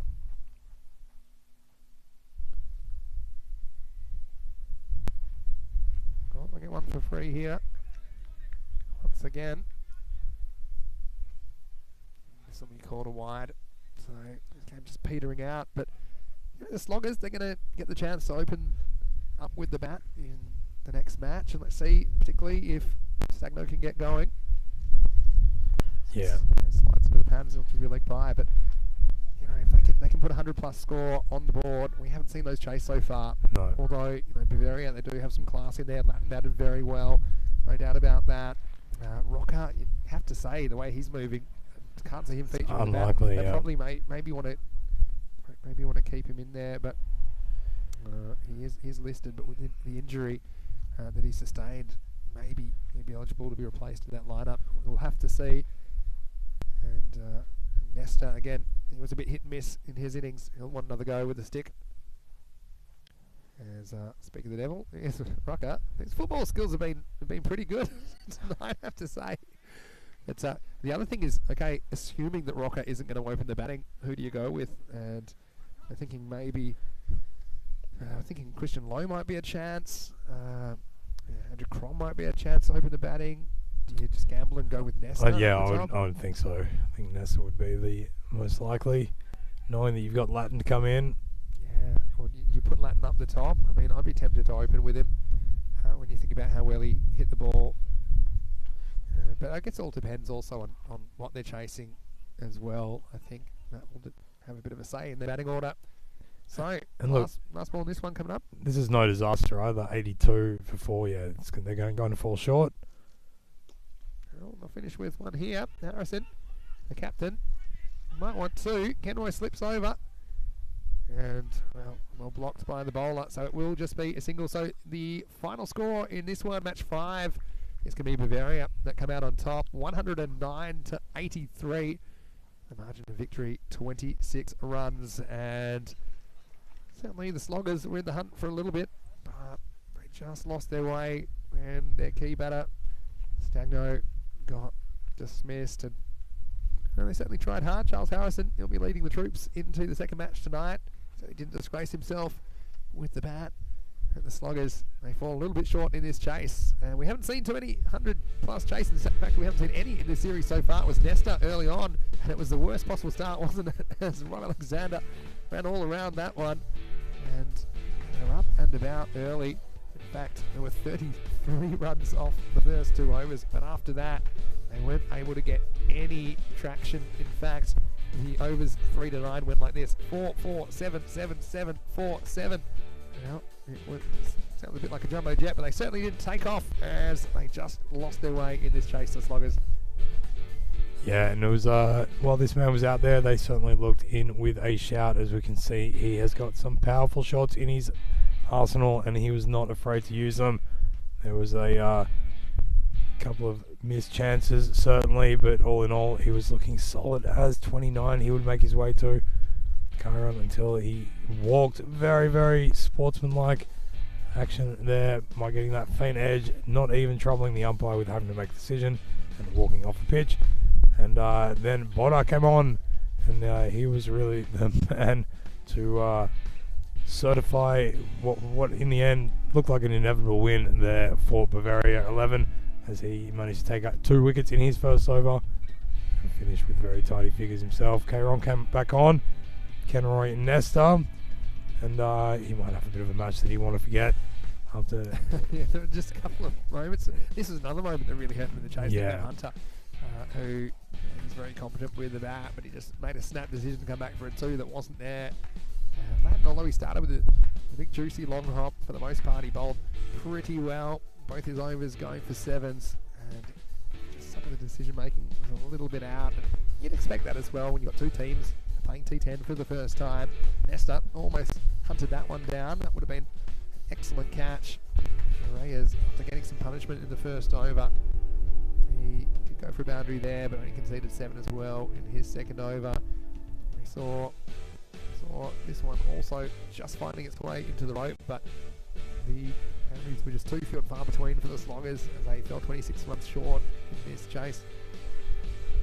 Yeah, and they'll be better for the run, as will all the teams that we've seen so far. When they get their first match out of the way, you get a few of those nerves dealt with and get to make a few mistakes, learn a few things, and come back for another go around with all those lessons in mind. And that's what the Sloggers will get a chance to do as they come up again next against the Bavaria 11 for Game 2 of tonight's cricketing action here in Gibraltar. Yeah, we're certainly looking forward to it as we have a look at the scorecards. And the openers made most of the runs for Erne, batting through the innings for 30, but wasn't quite able to get at that kind of 11 and over pace that they needed. He's just short of a run of ball. Stagno, he was the sort of batter that looked like he might be able to take them home, but when he nicked behind off Broda's first ball, he walked, and with him walked the chances you felt of this chase being accomplished.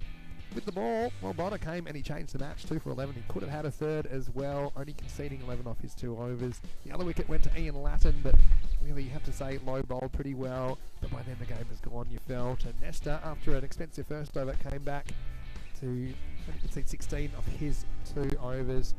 And apart from that, Reyes, again, he went for a magical 21, but he pinned it back in his second over. So can see there, it was all about the first 2 overs, and then it was too many tall towers and all that urban development plan, as you call it, Joe. Anyway, there's the confirmation of match 5 in this FanCode European Cricket T10. Gibraltar, Bavaria 109, defeating Sloggers 83. Ian Latin, I'm sure, will get the Man of the Match award. And we hope that you can join us when we return in around about 25 minutes. We will be back for the second of the double headers. You can go check out the fantasy dashboard on our website, europeancricket.com, if you want to have a look at the teams as selected.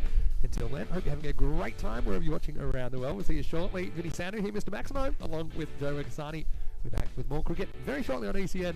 You're watching the FanCode European Cricket T10.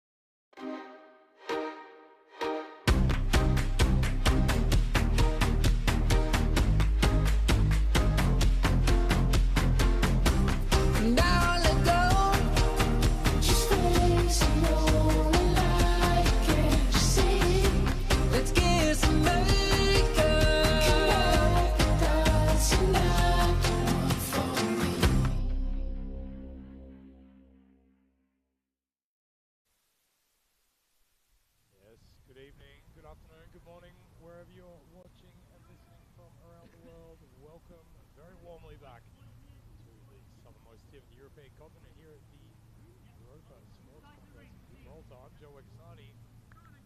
Here for game number 2 between the Bavarian CC and the Sloggers 11. FanCode T10 series in Gibraltar. Ball once again for Bavaria. These Sloggers, we've got Karen Stagno, who's immense.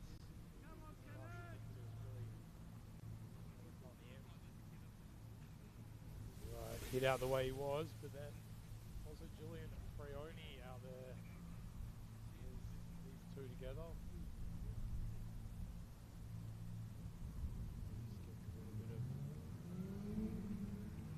Advice, one of the fielders, just make sure he's got the right kit on. He does now.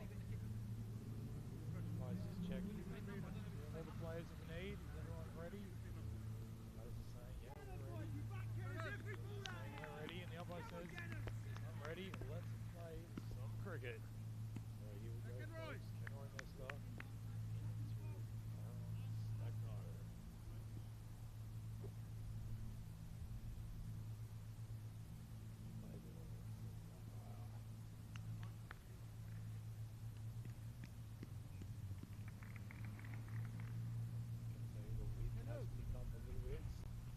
Coming from about third man, one towards mid-on. Top box is screen down. First ball is right into pads, gets a big leading edge, but it's gone away. Yeah, beautiful natural point. There's man and run away to the boundary. 4 runs.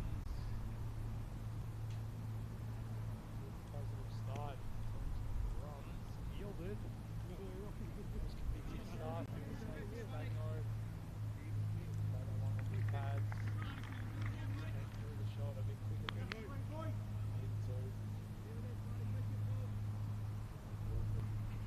Surely. Short. He's trying to pull it away, but it's just skied it right up in the air. This field coming around. Might be taken, should be taken. But no, unfortunately, it dropped through his hands. Might just have been.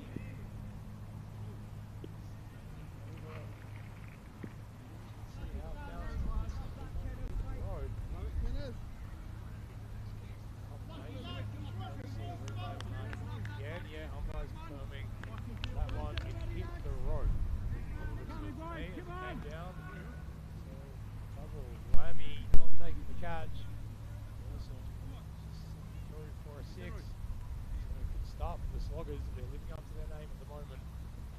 That's a good Yorker.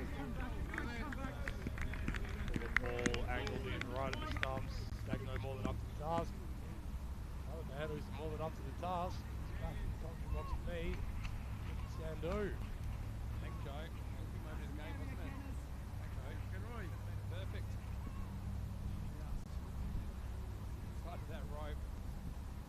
Chance though, wasn't it? Yes, one. Just the one, that's it. Through the offside. Bad, does he attempt to freeze? Just gets 1 run for his efforts.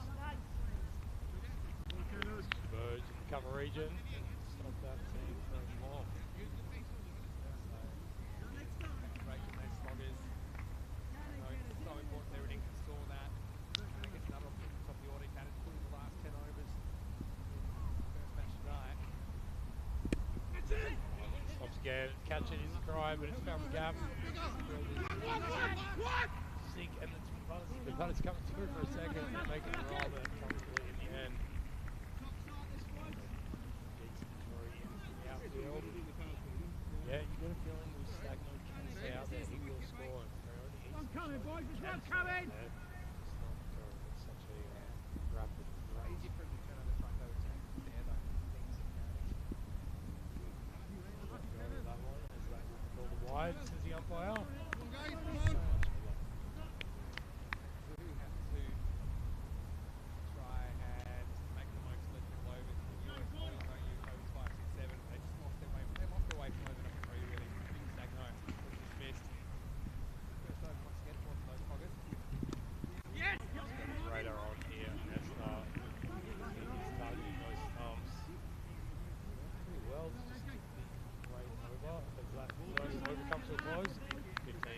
has no wickets are the sloggers.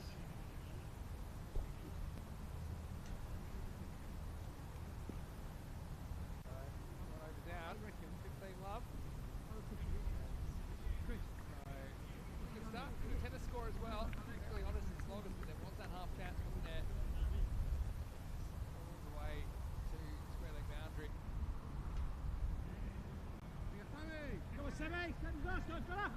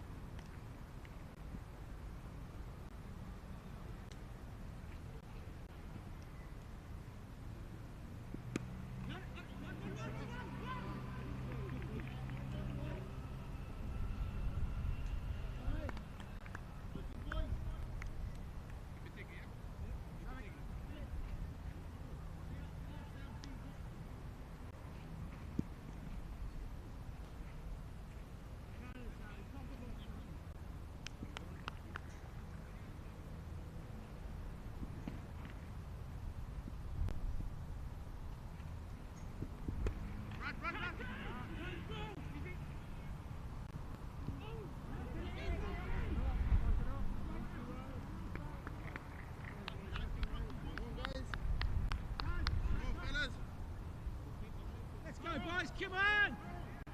To resolve, but you should have been catching all the action live on the screen, and if you were, you would have seen another chance go begging. That time off Fraioni as he skied one to mid wicket, and the catch was unfortunately not taken, so it's Stagno on strike to Bodder. And if he did miss it, well, we were commentating. It's possibly some of the best commentary I've ever done, but gonna have to do better than that. And Stagno, he is doing better than that. He has lifted that one off his pads and gone up, up, up and away for the first big six of this innings by the Sloggers. Yeah, and well, living up to his name, the Sloggers opener, and that just angled in nicely. And you know that Bodder, he had a really good match in match 5. Different story though, this time, because it was Bodder that removed Stagno, so I think that's why they brought him in. Put him on an over earlier, trying to get rid of him, and instead Stagno that gets hold of him. Yeah, and that's the thing about Stagno, if he can just stay in and treats that one with a bit more respect. Did try to tuck it away, got a little bit of a leading edge, but fell into a safe area where no fielders were lurking.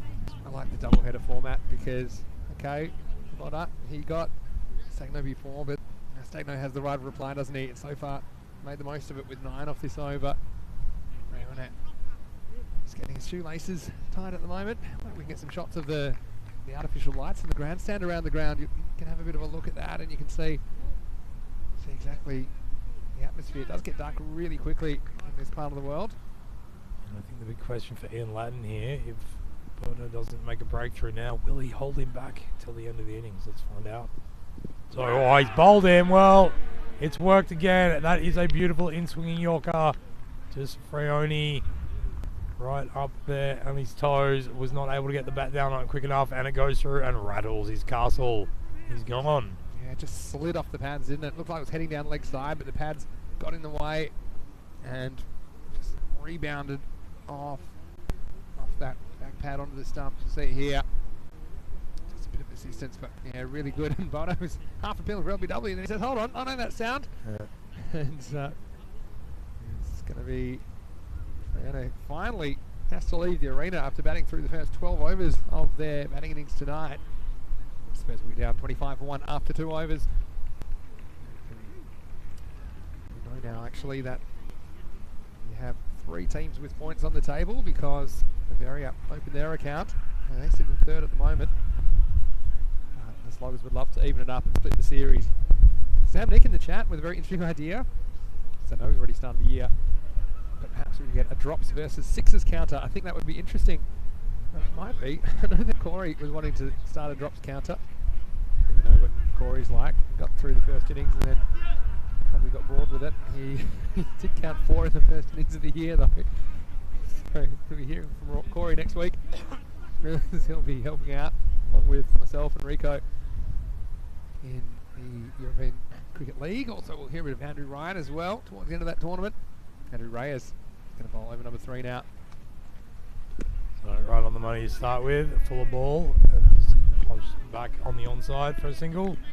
Nice Stagno, who has continued on his merry way from his last innings. 20 off 8 he's on, so he's got the full measure of what a T10 innings should look like. You can of course check out all the information about all the T10 innings happening around Europe on our website, europeancricket.com. Here's Reyes. Oh, here's another very good ball. They're asking a question. The umpire, well, he saw the last one go straight through to the stumps, and this time from Reyes, just using that flight, dropping it right in the block hole. Bakari, remember what happened before? Had his pads blown off in the first innings of the night. And it's the very first ball tonight in the second match. More of the same. Tails in. Yeah, that's out. Back pad, yeah. And hard not to give that done. He love it, Reyes. There we Bakari, go. yeah, he'll be needing a new set of pads, I think, because they've had a real working over in his 2 short innings tonight. So he gets a pair. Yeah. Welcome to ECN Cricket, Jump Bakari. And now we'll see new batter coming to the crease. And I often say if you can't be good, be quick. And so it gets out the way, and we'll get to see Matt Hunter, who bowled really well in the first game. He ran himself out unnecessarily. I do think these two are now the key to this innings. They need to build a partnership. Run rate's fine, but had lost 2 wickets. Yeah, I certainly don't mind Hunter coming in at this stage. He was looking in pretty good form there earlier. So Reyes, he's on 1 for 1. Puts it right on the money again and just played respectfully back down the pitch, showing him the bat maker's sticker. So let's see if they can put something together here. Just once again, he's really got his radar going, Reyes here. And that can make him a very dangerous proposition in this format, opening the bowling with some pretty consistent spin. Takes away the risk of those sundries and also forces the batters to create pace off the ball. Doesn't try and get a lot of side spin, he just kind of rolls his fingers over the ball, right to left. And he's hit against a negligible spin on that occasion, out to mid-wicket, along the carpet, where it is collected. Ryan Grimes, catch went down for Grimes, but he's been pretty good tonight in the field on the ground. It was a nice bit of work to his right to slide and stop that from going for 4. And certainly very active out on the field, all these teams. Oh, and that one comes back, so looks like he might have a bit of a wrong into him. Yes, it's not so much a wristy wrong, it's just natural in movement because of the way that he... almost a top spinning. Yeah, it's more curve than anything, or drift that he gets. But anyway, it's into the power play.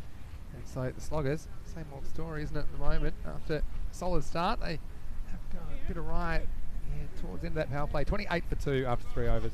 Yeah, still not awful though, and while Stackno's out there, you just get a feeling that he can really go big quickly. As you can see, that lovely commemorative banner hung up for one of the Sloggers, former vice captain, unfortunately passed away last year, Shaka, out there in the background. Yeah, you can see behind Ian Latin. Shaka Goulash and his family watching intently. We're happy to see the Sloggers back on the park. See if they can pull off a win. Always nice to get on the board in these tournaments. As we're going to see Marth Boda, he is going to be bowled out here. Yeah, interesting. They really want to get rid of Stagno, and they think that Boda's the man to do it. Yeah, and I think it's a good call. You know, that if another wicket does fall in this over, then that is going to be almost insurmountable pressure on the Sloggers, having already lost those 2 early wickets. So Boda gets to Trying his run out again as the umpire just clarifying that the helmet behind the wicketkeeper is actually behind him on the stumps. From behind the stumps now for Bavaria. So I think he's got still sold with the gloves last year. I see him going up to the stumps when he gets a chance as well.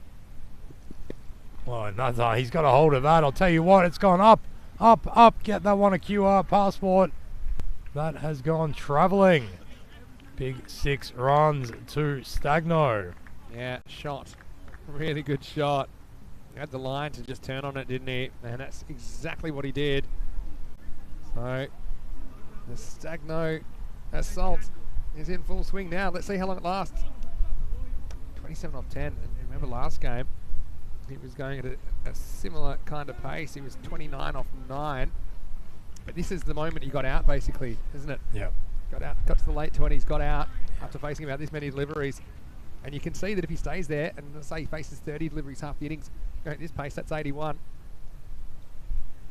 Let's see if Bona has the answers. Well, he gets big leading edge this time, so that is going to be moral victory to Botta. But in terms of the runs scored, that's gone one bounce, 2 bounces over the rope for 4. Yeah, so a bit of luck there. Now Christian Rocker is in the side and he is fielding.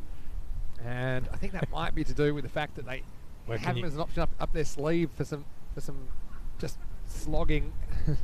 Where can you hide him on the field? Well, that's the issue. He's basically like a fielder on a video game and you've dropped the controller because he can't move at all. Just had to watch that one. Couldn't even fetch it. Botta once again. Oh, just attacking the stumps. Little inside edge there. I think saved him, Stagno. Hello to Alex Ditchia, who's in the chat. Oh, he's another player from Belgrade that actually played in the Croatian competition. So Alex, it's great to see you. I know we had Adrian Dunbar in the chat before last night. So yeah, we're loving the ground. Pitch is doing a little bit. I think it's kind of tennis ball-y kind of bounce at this stage. Freshly laid, not used very much. So there's not a lot of pace in it, but pretty consistent. Well, Botta once again just sticking to that line, and this time being tucked around the pads by Stagno. Not as far as the rope though, as there is some good work done out there. That's 2 runs, and yeah, they all count, don't they? Melbourne Farrell that was. Yeah. Well, chipping in and saving a couple. Away from finally, had a long way to go. So yeah, this ground is something else. Whole facility is wonderful. Get to play cricket under lights in Gibraltar. Who'd have thunk it? Oh, and just he's got a piece of that as well. Well, I didn't know where that had gone. Could have been straight ahead, could have been through him. As it was, it went the distance. Big 6 to Stagno. So he's found that zone is much to his liking off this line from Botta. He's reading that swing, that natural movement in. This will be a good shot of it here. Unlike the landscape around these parts, this was flat, but it just had enough elevation to take it over the fielder. So it shows you how hard it was hit. So Stagno, he's outdone himself already, 39. He has to bat through almost all this innings, I think. And if they do keep him there for a while, 100 plus, certainly on the cards. Last ball, the 4th over coming up for Botta. Yeah, and short once again. He's pulled it away. He's got the same treatment. It's gone even further this time. Up, up, up and away. That is another big 6 for Stagno. Well, check that ball for a flat side because that's crashed into the concrete grandstand. And yeah, it wasn't the right line, was it? And well, he moves into the 40s in style. But really, this is exactly where he wants it, isn't he? So strong leg side, and he knew from the moment that hit the mat that had gone a long way. So 4 overs down, and just a reminder, you can join us in the live chat. And Ayush Pandey, who's in there as well, he played for Ljubljana, so he's watching from Slovenia. And Alex is there from the Croatian series. Of course, we had Sam Houghton, who's actually playing this series for the Calpe Giants. He was in the chat earlier today. So if you are watching, then get involved. I hope Sam's not hiding from the Croatian cricketing authorities. That's okay. They know he's here. Away now. They know he's here, and yeah, we'll actually see him in week 2 playing for Zagreb Sokol in the ECL. He did play for Sir Oliver Split in the ECS last year in Croatia, but he had qualified to play for Zagreb Sokol, so that's going to be a great experience. And he actually said in the chat earlier, Zagreb Sokol are going to win the whole thing. You heard it here first. That's what he said. I do like that. Hello as well to Zach, Kate, and Jack in the chat from Melbourne, Australia. What time is it there? Yeah, it's early morning. 10 to 6 in the morning. Well, what are you doing up so early? Is it Zach? I'm watching the cricket, Vinny. Oh, why not? That's a very early start. Waiting for the footy season to start.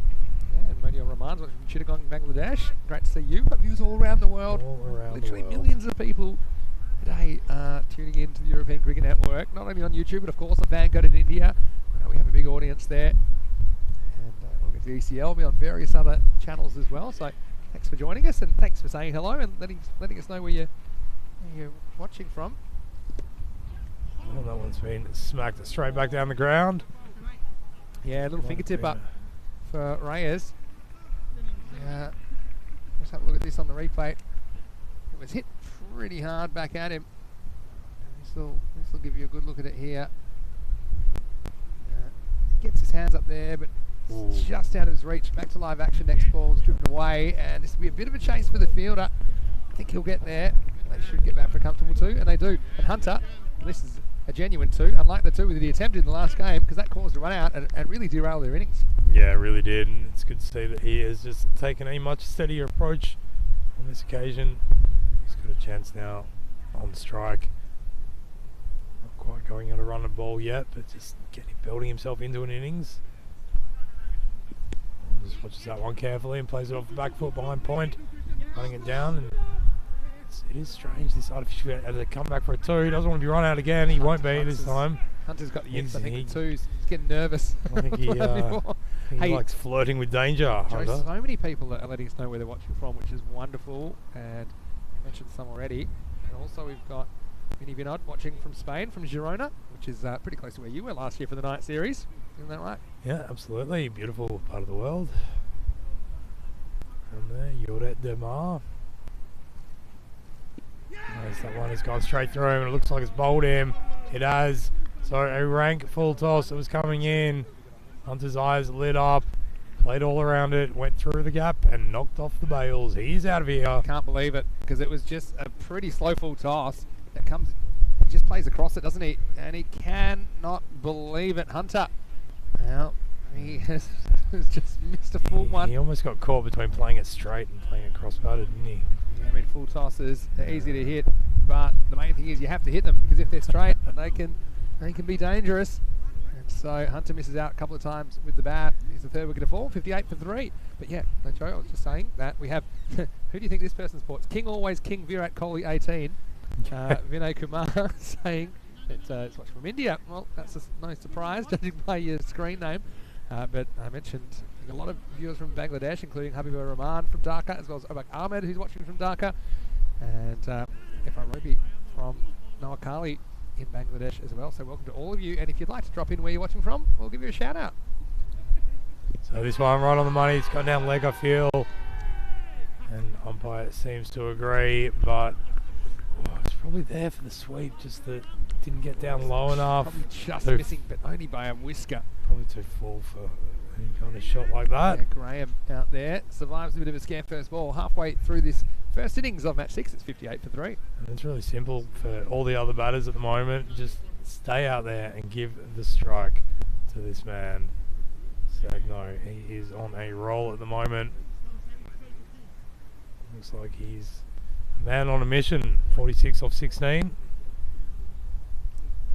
So, Cricket Bangla is in the chat as well, and got to say, it's wonderful to have viewers from all corners of the globe at the moment. As this is a big moment in the match as well, as Ian Lattin comes into the crease with his leg spin, which is, for the most part, has been good. It does give you the odd loose one. It's going to be a good battle against Stagno. He hasn't bowled him yet. It's anything short, it's going to get that kind of treatment. That's what Stagno's done. He has splayed that all the way, flat, hard, long, up and away for a big 6 to Stagno. Didn't get all of it, and Lattin does have this quicker ball. He's got to work out how often to use it. So he tries to use it first up. Stagno just launches across this one. That brings up his 50 as well. What a good innings it's been. 52 off 17 balls, and with 6 big 6s and 2 4s. So that's 44 out of the 52 in boundaries. Let's see if he can keep it going. Be a no ball, and it's going to be big trouble because this is going to be a no ball plus 4 buys, I fancy. Oof. And Well, that could be a moment. well, he just went for the quicker ball and just got away from him. And I feel for Crom, who's up to the stumps. That's one where you think of self-preservation, and he's not the kind of guy that has a lot of surface area. Andrew Crom, unfortunately, couldn't get behind that, and it costs the Bavarian side 5. Yeah, that can be costly. At the end of the day, not the kind of thing that you want. He's going to have to watch out not to bowl another one of those. This will be a good shot of it. Watch out. And free hit coming up now, so Stagner can really go for this. He goes to reverse. He's chosen it well because he's hit it to the one man who cannot move, but he didn't have to move because it came right to him. That is some of the best field placing I've ever seen, Vinny. I can kind of get what Stagner's thinking there, but it's a bit Hollywood for me. I think that's one. The way he's hitting him, you can just have a good free swing of the bat and just launch it. Yeah, he gets one, and now he's off strike. Yeah, he'd be wanting to do that in the tail overs. Back on actually. So he's driven that one straight on the onside. It might find the gap, but the diving attempt, the sliding attempt, unfortunately there by Ryan Grimes has kicked the ball up, making it impossible for the other fielder to get anything near it. And that has just jumped up over the rope. So 4 more runs to Stagno. He moves to 56. Take the run off that reverse sweep on 3 hits, so it kept Stagno on strike. Probably worked out well as he gets 4.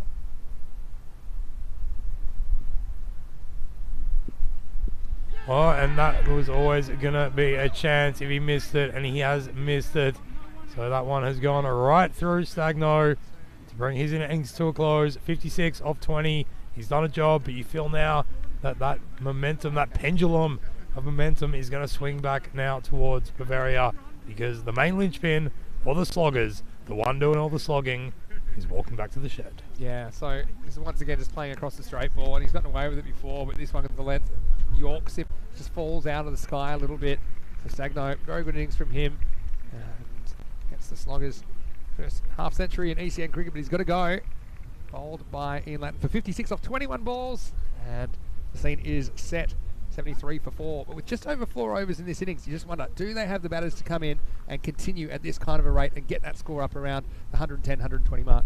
Yeah, that is certainly the question, because we know that Bavaria, they've got the cattle to be able to put that kind of total on themselves. I think that the sloggers will feel comfortable with anything under 115, I want to say, but it's going to be a push from here on in, especially having lost all those wickets. So, well, that one's short. It's been pulled away.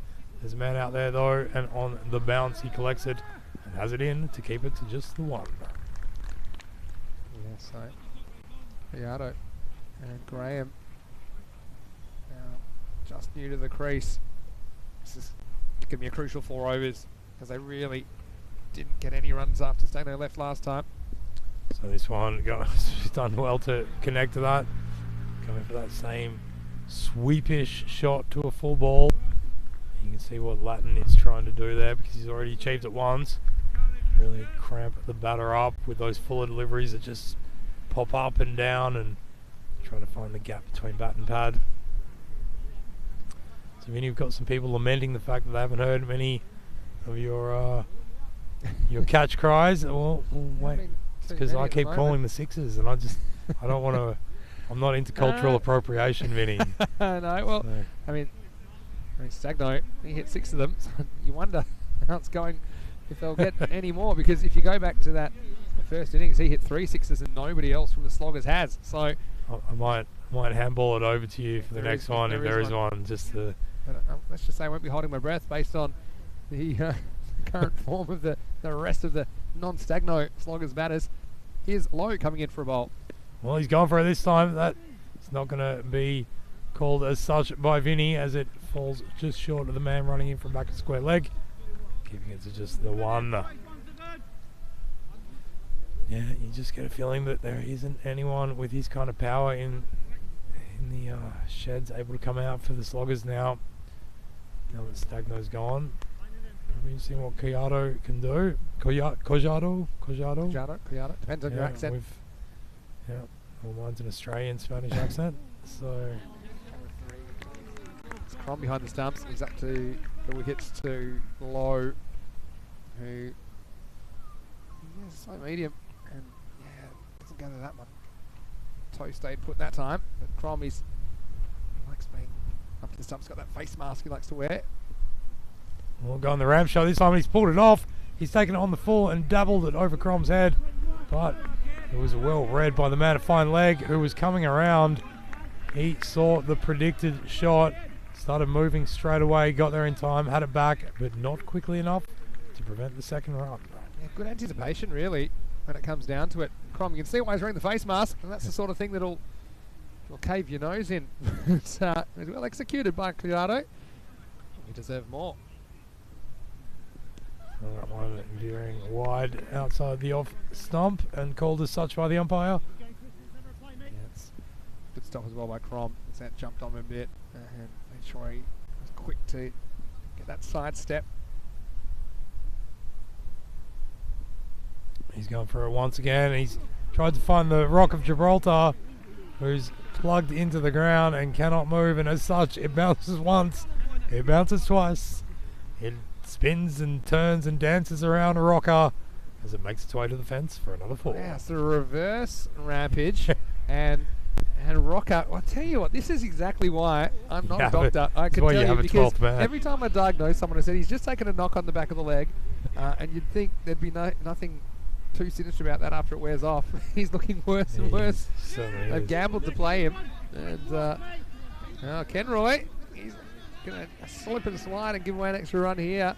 That'll get Cojado back on strike. Yeah, Christian Rocker. Now you're starting to wonder, will he be able to be fit in time? Well, batting already seems like a long shot. I think he's there as a slogging option if required. And I'll tell you the next fixture in a second. So this one a full of ball and driven once more through the covers. It's going to be up to Kenroy and Nesta to manage to slide and collect this time, but alas, he cannot prevent the second run once again. Kenroy was saying it's very slippery out there, but he's making the most of it now. He's anticipating the slip and he's using it to his advantage. But yeah, we'll see the Sloggers again on Friday against Tarek as he gets the end of 7th over. Yeah, 87 for 4. ECL, of course, coming up, and we'd love for you to join us for that cricketing adventure over the next 6 weeks. It's going to be the same venue as we had for the European Cricket Championship back in September, October. And we'll see quite a few players actually that did play in that ECC tournament. A couple playing for the ACT team, which is the Australian Cricket Tigers. A couple from Luxembourg playing for Star CC. As we start over number 8, and it is Latin who is perplexed as to how that ball ended up there. I mean, I'm a bit perplexed as well because that was certainly short down the leg side. It was played to the leg side. Yeah, what happens here? Somehow he managed to swivel it around. Swings it and to hits the it after twice. Well, I don't think he really hits the first time. March. Maybe he did. Certainly did it the second time. It's a lightsaber shot, yeah. How do you call that one? Yeah, let's come reverse. Name. He's going to go for it this time in this direction. It's gone up, up, up and away. It is a Maximo! Cojado Maximo! And seis carreras. What a shot that is. He's lined up and set up for this shot. He's got quite an open stance as Luke Cojado. He's that Gibraltarian wicket keeper, but he's also showing he can swing the stick, and that one was sweet contact as he scored 6 for the Sloggers. Yeah, it's not the most gainly of actions, but he certainly keeps his eye on the ball. And he's scored a few runs now. This one a full toss, and he tries to give it the same treatment, but it's running along the ground and will be collected by the fielder and backward square leg. Yes, I also want to say a quick hello to Aidan Lennon, who's watching from Germany. I also mentioned Aish Pandey, who's watching from Slovenia. Big hello to everyone out there, yeah. Great. We're watching Mohammed Lokman Hussain from Camilla in Bangladesh. And Josh, well, there's your Maximo. Came eventually, didn't it? So Zach, Kate and Jack, they're waiting for a traditional cover drive. It's not going to be this time as that one's lifted up over the covers. That's a traditional cover drive. That's a T10 traditional cover drive in this part of the world. You've got to make your own traditions anyway, don't you? Yeah. I think once you do something 3 times, it can be called a tradition. Certainly seen more than a few of those. Yeah, Sam Nix in Germany, schönen guten Abend. All our German viewers out there. Yeah, Sam Nix watching from Germany. It's certainly a place where cricket is growing in leaps and bounds. As Latin comes in, and this one is pulled away again, but they've got the protection there. Unless he goes over that fielder, he's going to keep finding him. Spotter out there. And Avinash Pai is watching as well. Turret captain, he'll be watching very intently. And we'll see them back on the rack tomorrow night. They're playing the Pirates. And so, looking forward to seeing that contest. Goes for that same classical, traditional slog sweep. Reverse cover drive. to end the 8th over. The score is 98 for the Sloggers. And we've got 2 overs left, and they've put on a pretty decent total.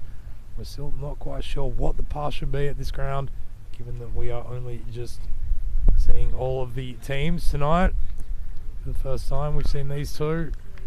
I'd say if you can get above 100, it's certainly a mental obstacle. But they're going to get the 100 plus, which is really Yeah. what we said. They've got to go out, put 100 plus on the board, Yeah. ask questions of the top order. I think chasing is a bit more pressure on the top order as well, because they know, especially at this level, if you get through those top order batters, the middle and low order just haven't had a lot of cricket, and so may not be able to kind of just come out and score at the run rate required straight away. Here is Low. Get back to Nico's question about the Under-19 World Cup in a second. So this one, Willie's lifted that up over mid wicket, and that has gone flying all the way up, up, up and away. That is another. That's another Maximo from the bat of Cajado. He just picks this up. It's a little bit too straight, I think. And Low gave him the kind of length that he could pick up. So, 6 carreras más. Que genial, que grande. Más vitre umpire. Eso es 6 carreras. Hello to Rico as well. I think he's watching. Yeah, he's gone the same direction again. It's not going to go all the way, but one bounce over the fence for more Collado.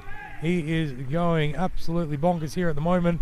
Moved his way to 24 off 10 deliveries and playing all pretty much the same shot every time. Well, the question was who was going to stand up after Stagno went, and now we're getting our answer. In fact, both of these players are been good. It was Graham, indeed, who's also hit the 6 before that, but Collado coming to the party now with a 6 and a 4 here in the 9th. And this one outside off, and there's a square drive at least. Square of the wicket along the carpet all the way. And not going to be fetched in time by that fielder, that's for sure, as it's trickled over the rope for 4 more runs. There you go. Zach in Melbourne. Zach, Kate and Jack. It's your Didn't classical mind that. cover drive. Doesn't get much better than that. Crack through cover point. And I love the way he held his shape there. There's value if you can attack that offside, because they've only got 4 fielders. You've got the 3rd man back, but everyone else is in the circle. So there's plenty of gaps there, and if you hold your balance, you don't need to hit the ball as hard as you can to pick up boundaries on the field of this dimension. So yeah, he's batted really well. Good knock from him. 112. I mean, this is looking pretty imposing already. Still an over and a half to go. Well, this time he just plays it very gently along the ground to backward square leg. Takes 1 more. So eventually, this is so fast paced, I'll get to the question about the under-19 World Cup. I think England, we've got Afghanistan covered at the moment, but I suppose that one's not done and dusted yet. But India and Australia, I think that's going to be a cracker of a semi-final coming up. Well, he's just given himself a bit of room here. Tried to hoist it in the same direction that's yielded so many runs. As it is, it just bobs up and down in front of the mid-wicket fielder, and they take a single. Now, it's a tough one. India, Australia. I mean, I actually predicted Australia would win the T20 World Cup, and I was laughed out of the commentary box by Corey Rutgers. But it turned out to be right there. So I guess I'm just going to say I think Australia will win it, because can't really go against them now. But I mean, India's going to be a real tough game, and it could be Australia-England final. And he's really got his eye in here. Collado, those balls on the stumps. He is coolly and casually and calmly just meeting it with the full face of the bat, taking whatever runs he can as he waits for the balls to deposit over the fence, which he's also been doing so far. He moves to 30 off 13. That's the end of the 9th. 115 for 4, Vinny. Yeah, and so Luke mentioning that 122 is the highest score so far. It looks like it might be beaten here. Yeah, that was Tariq on the first night, and Tariq captain Balaji Pai, Amish Pai, is in the chat right now. So yeah, it'll be touch and go. I mean, it's under attack, but you know, what you would say as well, Bavaria, they might have chased 120 plus, but they've got the kind of batting to do it, don't they? You think about how well Latin hit the ball. I mean, they will miss Rocker, I think. I can't see them batting him. Can't see them batting him very high. Have a good bowler to bowl the last one though. Here's Mick Kenroy. Lucky 7 on his back. Let's see if he can keep things quiet. He'll be bowling to Cajado, who's 39 out of 13. Really good knock this so far. Can he keep it going here into the 10th over? So that one shot from Nestor, and he tries to pull it away, Cojado, but just can't get a hold of it. Comes off the bottom of the bat. Yeah, actually, it's the top edge into his helmet, I think. Have a look at this. And this is exactly why, even if bowling's not particularly short, yeah, you see that. I can get that one again and slow it down a bit, but you'll see, you know, it's hit him in the grill, and that's, I mean, that's saved him a trip to the hospital, really. And so that's exactly the purpose. I'm always happy to see Hannah's wearing a helmet. I'm so lucky they didn't have him to Lee Graham at the other end. He would have had a free facelift. Bit of a slower delivery this time from Nestor. Just outside the off stump, tempting that drive, but just a wave of the wand as the ball sails past. It should be the same plan here because there's a huge gap in the covers. They've got a backward point, a cover point, and a mid off in the circle, but there's just 3 men that are guarding that side, and you know Nestor's going to try and bowl it outside the off stump, so back yourself to play a cricket shot, I think. Yeah, I think so, and you also know those fielders, they're not the top end of the various fielding echelon. Well, he's gone for a big hook this time, and that same man that he's been hitting it to that whole time has watched it sail up, up, up and away over his head. Another big 6 to Callado. This is exactly why I'm not a coach, because then Maximo comes, and what is it? What's their team name again? The Sloggers. Well, that's how you get your runs, because he's just taken this from outside off stump, and he's got just enough to get it over Boda down at deep back with square leg, who went back, had a good look at it, but all he could do is watch it go over his head. And now creeping up on that highest score of the series. At the moment it's 122. Is it going down here? Callado's on 36. So Nestor this time attacks the stumps again, just gets not able to get enough of the bat onto it to scramble through for a quick single as it trickles her way to the onside. You know, I guess it's not a bad direction to be hitting the ball in, given the wind as well that has been picked up. And that's a really good point. I think that might be one of the reasons that the extra field is on the leg side, the 4-5 field. Now, what's really important here, I think, for Graham, although he has hit 1-6, he's got to at least score off this. Doesn't want to dot. They've got to try and get Cojado back on strike. He's going to give it a go as he moves across, turns it into a ball more on his body than outside off, paddles it around the corner and manages to do exactly that, Vinny. Stuart Guy in the chat. Hello to you, Stuart, saying that Cojado hits it further than Avinash Pai. Well, they're fighting words in the chat tonight. And I do like the interaction we've had all night with the fans, and thank you for tuning in. It's very late some places in the world, but the numbers have been going up all week. CN Cricket back with a bang. Last ball. Oh, and he's lifted that one short outside off. He's put it over Point's head, although not with enough velocity to make it to the fence. So they're running back for a third. It's a good piece of running too. They'll get it. Yes, absolutely they do. The return throw came in, unfortunately for Chrome, the keeper. He couldn't quite grab a hold of it, and it went through to the backup fielder, allowing them to run through for the third. It's our first 3 of the year as well. We don't get too many of them, but have a look. How about the pace of Lee Graham? Well, it was an individual pursuit at the Olympics, and then he comes in with a big dive, and he was looking for 4, but I think he realised that when he looked down at Cojado, he realised he wasn't going anywhere. So look, they do end up with the highest score of the series, 126 for 4 off 10 overs. What's coming up is the chase, and Bavaria, well, they're going to have to bat really well if they're going to sweep this mini-series now. 127 is what they'll need in the second half here on match 6 of this FanCode European Cricket T10. Yeah, and a beautiful thing for the series and for tonight's action to see the Sloggers come out and manage to put a score on the board as we have a look at some of the action highlights. And it was this man, really, Stagno, who came out doing much as what he did in the last match, but for longer. Unfortunately though, this guy, Fraioni, he managed to stick around for the entire innings in the first match. It didn't last more than 1 ball from Boda as that was tailing in, and he hit him on the pads before rattling his stumps. Yeah, it was a real Shane Watson special, wasn't it, as well?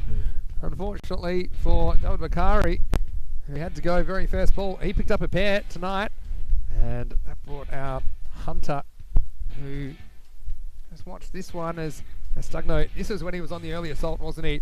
56 off 21 is what he ended up with. And when I look at the splits of the innings, well, look, you thought that there was going to be big trouble when Stagno got out, because they were 58 off the first 5, but they actually ended up scoring 68 off the second half. So they actually accelerated, and that's all about Cojado, who we'll see shortly.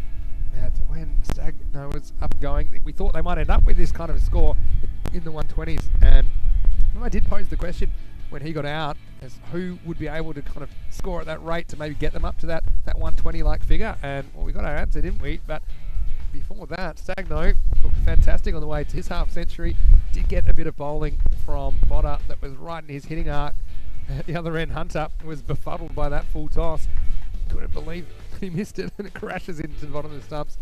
But yeah, Slogger's in a great position to win this game. It's only halfway there. Ian Latin came on, and there was more of the same coming up. But Latin would ultimately have the last laugh, although no one was laughing there, especially Andrew Crom behind the stumps. Even the face mask wasn't really going to do him that much good there, as he just stuck out the way of that one. So yeah, Latin a bit inconsistent with his bowling, but when he got it right, he was a dangerous customer, and eventually he would be able to remove Stagno. That was one that wasn't quite stopped, and then this is the one you'll see finally getting through the slogger opener for 56, and ultimately that would bring Lee Graham and Luke Cajato to the crease. And Cajato, they call him Bones. Well, he certainly was giving them a real crack here. There's a bit of innovation as well, and there's Rocker who like I said, like the old fielder, that you've dropped the controller because he wasn't going anywhere. But yeah, Graham, that was a nice slog for 6, and then it was over to Bones Cajato, who did the rest, and his 40 not out of 18 balls could be the innings which could decide this match. Yeah, 100% it could be. It was a different kind of innings from what Stagno put on, as he just kind of felt his way for the early stages of it. But once he found his hitting area, he was happy to keep it going there, knowing that if he could find the gaps and if he could hit it up high, he could get it over the fielder's head. That's exactly what he did on that occasion with Botter. So some nice pure timing and just utilising that breeze, the swing coming from the left and screen it to the right to make their way to a fairly healthy, well, a very healthy score, the healthiest score that we have seen so far in this series. Yeah, top and tails, wasn't it? Top and the bottom, 56 for Stagno off 21 balls, and that 40 not out off 18. And along with Graham, he played his part as well. Didn't have a lot of the strike, but did pick up a Maximo in there on the way to 12 off 9.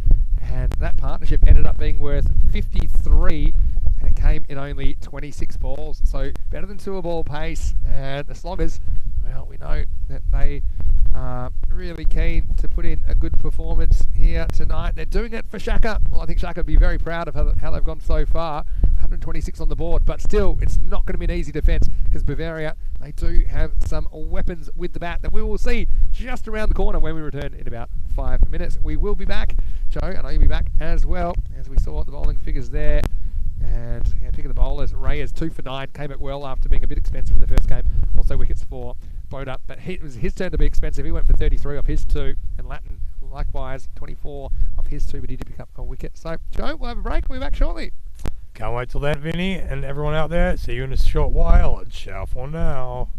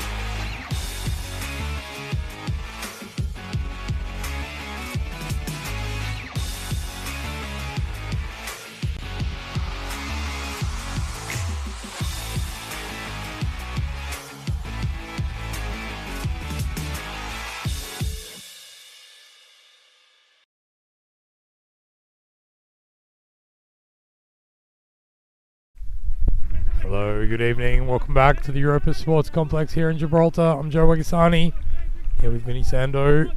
And we are about to watch the final innings of tonight's play. We've had a doubleheader between these two teams, Bavaria and the Sloggers. In the first one, it was Bavaria taking the honours. The Sloggers, they came out and they put on a very healthy total of 126. The highest total we've seen so far in this series. We've yet to see a close one, Vinny. But there's a good chance that we might have one here. Now, one thing's for sure, now I know why they're called the Sloggers, because there were some dead set slogs in that, but some nice shots in amongst it as well. 126, pretty imposing total, like you said, Joe.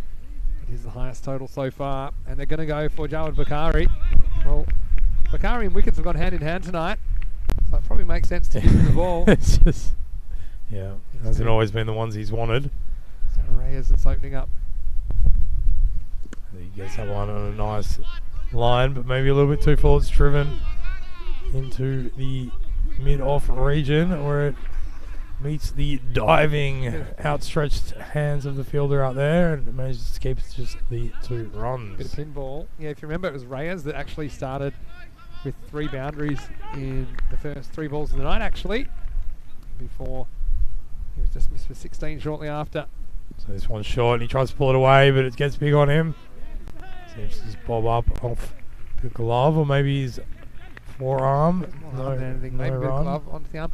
Yeah, so look, changing tactics already from the Sloggers, because they haven't gone for the slow bowling to start off. And look at this one here, just kind of rolls up his arm, says no. Yeah, so they've gone for Bakari. Let's see if they go for Hunter as well.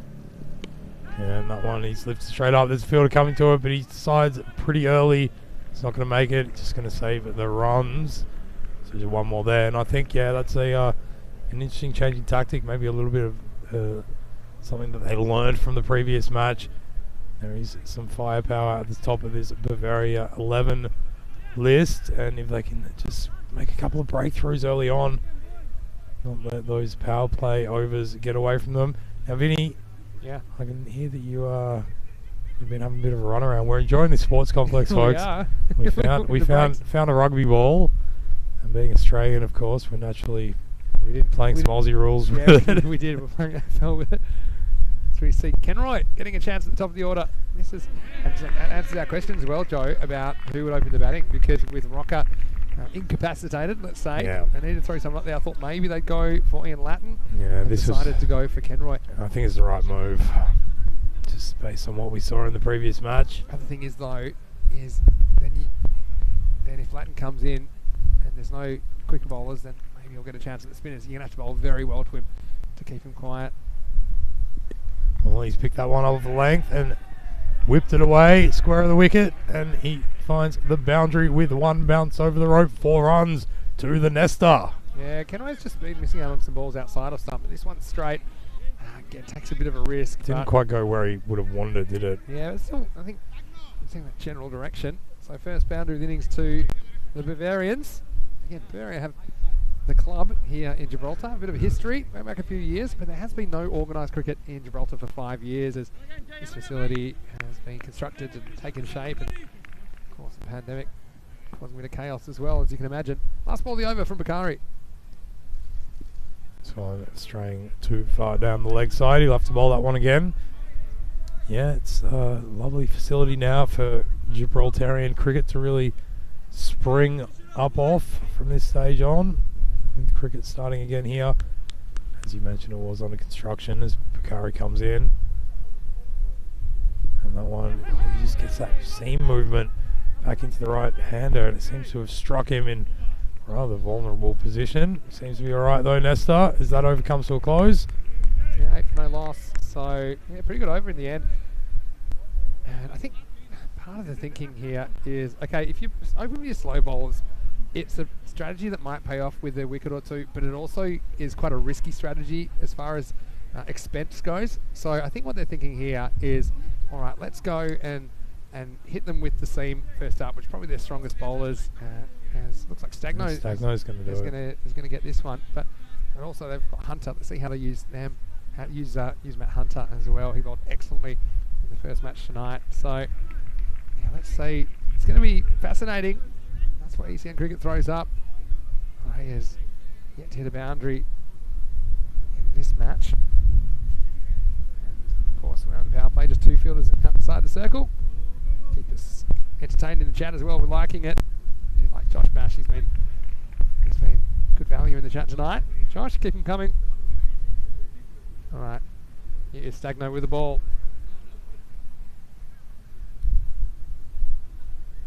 So he comes in with those pretty quick offies, gets the top edge straight away, pops up in the air, but there's no one standing underneath it as it falls in the Bermuda triangle of confused and bemused fielders. True. Now, Stagno bowled at the end of the innings last time and only conceded 19 off his 2 overs. So again, they're using him backwards. I think they're just trying a few things to sloggers, but they made a good start so far. Kenroy, we want some. He sure does. He hits that straight like a bullet, like a tracer missile, straight down the ground past the bowler's head. Didn't have any chance to get anything to that as it was gone into, well, almost all the way to the border. How's this missed? People. Yeah. I mean, it's just gone straight between Reyes and the umpire. Yeah, I was frightened. There was nowhere near me. Helmet for everyone. Did it come off Reyes? Well, next ball, Oh, he has gone big. He's gone super big. Up, up, up, and away. Almost made it all the way to the scorer's table in the grandstand. That is a big 6 to Kenroy Nesta. Has to be the biggest hit we've seen. Comes straight off the wall. And look at Quinny here with a bit of catch. That's Quinny. Yeah. And then he just hides it. So Nice work. he'll love that we got that. Quick Norris. Oh, this one almost, well, it does completely deceive Nesta. He goes with the biggest backswing you've ever seen. He gets a bigger cheer for this, Kenroy, than for the other one. He just completely loses composure here. Was he ever out of his crease here? Oh. Oof. Back to live action. Yeah, this one he just has to defend down off his hip, straight into the ground. He is an entertainment machine though, isn't he? They're loving having him top of the order. But he almost killed Reyes, and they've already had one batter knocked out tonight in Rocker. I'll do that to Reyes as well. Well, he's going big again. But it's more uppish than fires. The fielder comes under it, and he's dropped it. Oh dear. Comes straight down into the mitt, hit the hard parts, fell right out. Matthew Rauch has grasped that one. Yeah, you must say it's difficult catching conditions. It is pretty slippery because of that slight dew. Not as much dew as last night, but still certainly a bit of a factor. As we get to the end of the second over, it's 20 for no loss, and Keynes, he survives.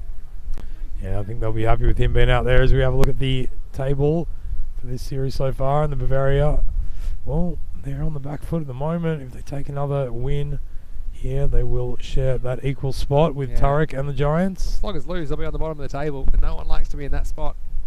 Don't forget, the 5th team will be out of the tournament at the end of the preliminary rounds.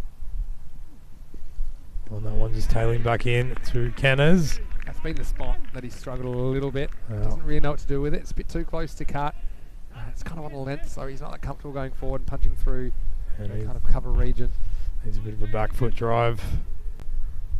Sam Nick saying we really need to get to work on the sixes versus drops counter. Sam, go for it if you want to. If you want to do that. Yeah, open up Google. What is it? Microsoft Excel. Yep. Get it going. It's going to have to be a long spreadsheet though, because I think thanks to Palantir, our technology partner, we actually have logged over 240,000 balls in the brief history of ECN. Reasonably brief, I guess, as from a time point of view, but not in matches, because we're around the 2,000 matches now, all time. What a story it is. I mean, I still pinch myself that we're here doing this. And Bakari, he gets an opportunity as well, as do all the players, to show what they can do under lights here. Can't get a lot more south in Europe than here. So one's short and pulled off the leg side and just swiveled around all the way to the boundary. 4 more runs. Yeah, that's not a good delivery from Bakari. And Reyes, well, he had almost an end-of-life experience, didn't he? As Nesta almost knocked his head off. This time, it's just a smart shot, really. Doesn't overhit it, knows he can use the pace. It was there to be hit. He cashed in, 26 for no loss. And, basically 13 and over is what they need. So they want to be on high 30s after the power play. Let's see if they can push on with 1 or 2 more boundaries this over.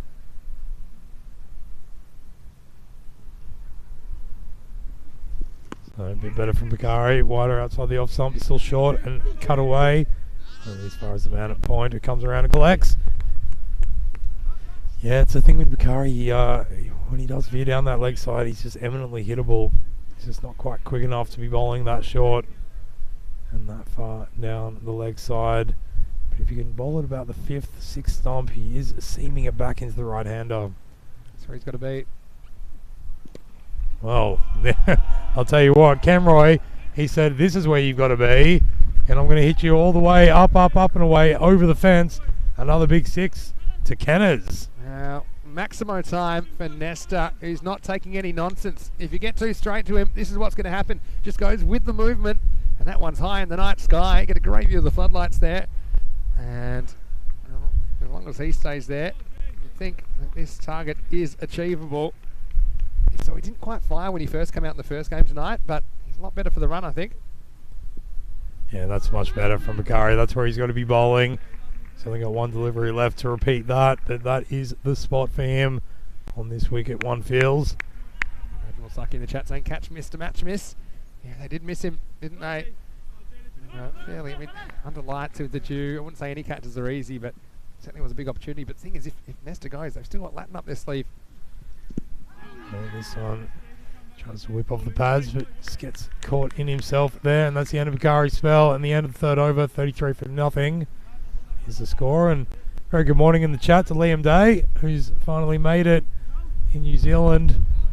He's had to get his timings right. It must be about mid-morning there, and he's managed to join us. So a big hello to you, Liam, as we have a look at the urban development chart comparison. And you can see that they are building a pretty steadily, Bavaria. 8:35 in the morning for Liam. Well, how's tomorrow look? Have a look at that shot though of the floodlight. You've got all these little ones, I think a dozen on the left-hand side of the screen. And then you've got these 3 big towers. You see one of them there, right behind the keeper. Was it 4? 4 big towers. There's one behind us. There you go. Of course we do. So 5, yeah, 5? 4. 1, 2, 3, 4, 5. No, 5. You're right. Oh no, 4. That one's small. It just looks big from where we are. All right, I'm going to stick to counting runs as we can go on. And Gonzalez, it's time for the slow stuff. Yeah. The first one dips just in time. It'll just be 1. This is where, you know, with that rate up at 13.42, go up a little bit after that, and you feel like you should be going after most of these. And I guess you've got the license too when you think of some of the batting they've got to come. Well, this one's a little bit flatter and lower and slower, and Kenroy, his eyes lit up, and he wrote himself a letter saying, I would like 6 runs for that. This was so slow. Kenroy cannot believe it.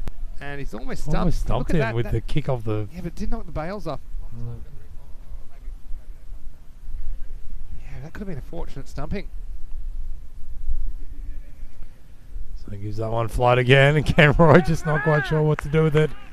Ends up doing a pretty elegant leave in the end. He only conceded 19 in his first game, Gonzalez, but I talked about these slow bowlers, and we might see Harrison as well, but they've got to get it right, and that's exactly what Gonzalez has done. He's got no margin for error at this pace. And just once again, they think they've heard a nick. They're asking a question. Umpire says, yes, I heard it as well, and you are out of here, Kenroy. Pavel Florin, if he's watching, he will be saying, I've sparked a trend, because Gonzalez, he's bowling in. I think if we had a speed gun, it wouldn't be picking it up. I actually think I'd probably walk and pick up that ball before it reached the batsman, but Kenroy is the batter that's got to go. See here, he wanted it, and he went back a little edge, and geez, it was a good catch by Cojado behind the stumps. And so that's the end of the Kenroy show. He goes, but not before making a significant contribution. He goes for 21, and the score is 34-1. Yeah, it just seems to be a consistent trend with these slow bowlers. Like you said, they don't have much margin for error, but putting it in the right spot and just really forcing the batter to play a shot, to make a shot, to generate something, generate pace and speed. And Kenroy really seems to be all at sea there against the slow bowling. It's the Achilles heel though, wasn't it? Out that channel outside the off stump, no matter what the pace. And so the batter comes in predictably. It's the captain, Ian Lattin. So this one, well, Ian Lattin, he will do that all day long. He has gone up, up, up and away for a big Maximo Lattin. Well, he does things in pairs, and he hit the first ball he faced tonight for a 6, and now the first ball this match he hits for 6. He gets the gift. That's the gift that Nesta couldn't cash in first ball of this over. And bang, Thanks for coming. There's 6 of them. Back to live action. And this one cut through the offside. It's going to be stopped there by the fielder in the covers. Nice Punch stop off the back foot. by Rioch, who missed the earlier one. Latton's a huge wicket here. Yeah. If they get Latton, I really like the look of him though. He's Yeah. just such a compact batter, isn't he? He's really everything. Nothing's out flying about. It's the end of the 4th over, comes to a close. 41 for 1 is the score. just a reminder that we've got lots of people moving through the live chat at the moment. And it's great to see Liam. Yeah, 8:35 in the morning in New Zealand. So good morning to you. We're here. It's just past 8:30 local in the evening. And Shamim Shakil saying you can hit 7 sixes from these overs. Well, you can. It's easy from the living room, but it's a bit different when you get out there, especially when you feel like you're hitting 7 sixes and over. And Sam Nick saying leaving the power play and into the paddle play. Paddle play. Oh, that's very Nice. clever. It's a bit too clever. That's niche. Sam. That is esoteric I love it. from you, Sam. Look, here comes Hunter. Now he bowls so well. 2 for 6 he took. Back in game 5, the first match of tonight. Let's see if he can keep him quiet. He's bowling to Latton. Yeah, just don't want to get anything too short that time. It was a full of ball. Just driven along the carpet. I think that should just be the plan here for Hunter. So let's see what Hunter delivers. Bowlers on the journey tonight. This one, he's going to have a shot. This might have been pretty close. I was just going to say, Boda, he had a good first game and went for a few in the second. Hunter will be hoping to avoid that. He's missed out on the bat tonight, so be very keen to bowl 2 good overs. And if he can, it's just going to push that run rate required up even further. Is there any significant? Yeah, no, driven on the up by the skipper. But I think they can afford that. The sloggers, that would be my approach at this stage. Just keep bowling there. What Hunter's doing right now, absolutely perfect because they can deal in singles. No worries, plenty of those to spare. As you can see, the sloggers were 56 for 2 at this stage. Some very slightly behind. We know there was some high hitting at the end of the innings as that one is chipped over the bowler's head. And once more, just 1 run to the total. Yeah, Latton was player of the match in the first match tonight for his innings, particularly, which yielded 46 off 19 balls, but then also with the ball picked up a wicket, 1 for 13 off his 2 overs. But this is the pressure of batting second, knowing exactly how many you need to get.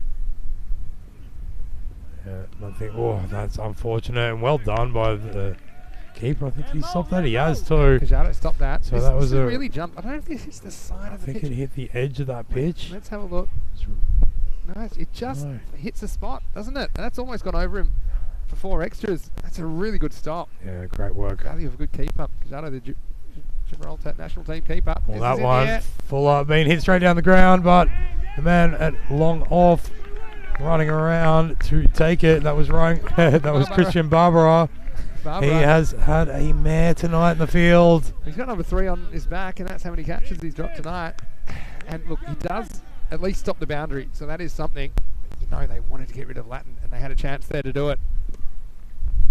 And this one, another fuller ball, and definitely drivable, but just takes the inside edge right onto the onside, and they take 1 more run. And just a question in the chat, Liam Day, he's asking, can someone fill me in? How did they get to 127? Well, I'll tell you what, a lot of it was the work of Stagno. He made about 54. Yeah, 56 off 21 for 56. Stagno. Stagno. But when he got out, you thought it might be a bit of trouble as we get to the end of the 5th over. 48 for 1 in this innings. But then it was a really good partnership of, I think it was 53 off 26 balls between Lee Graham and Luke Kajado, the keeper, who just made that really good stop. And Kajado himself scored 40 not out off 18 at the end of the innings with 2 big 6s and 3 4s. So, you know, I take nothing away from Stagno's innings, but Kajado is the reason they were able to sustain it. And when you consider his strike rate, 222.22, it's pretty good going. Because there are only 8 extras in the innings, so it's not like they were given a whole bunch of runs. Anyway, here's Gonzalez again. This one, veering way too far down the leg side. The Pavel playing still.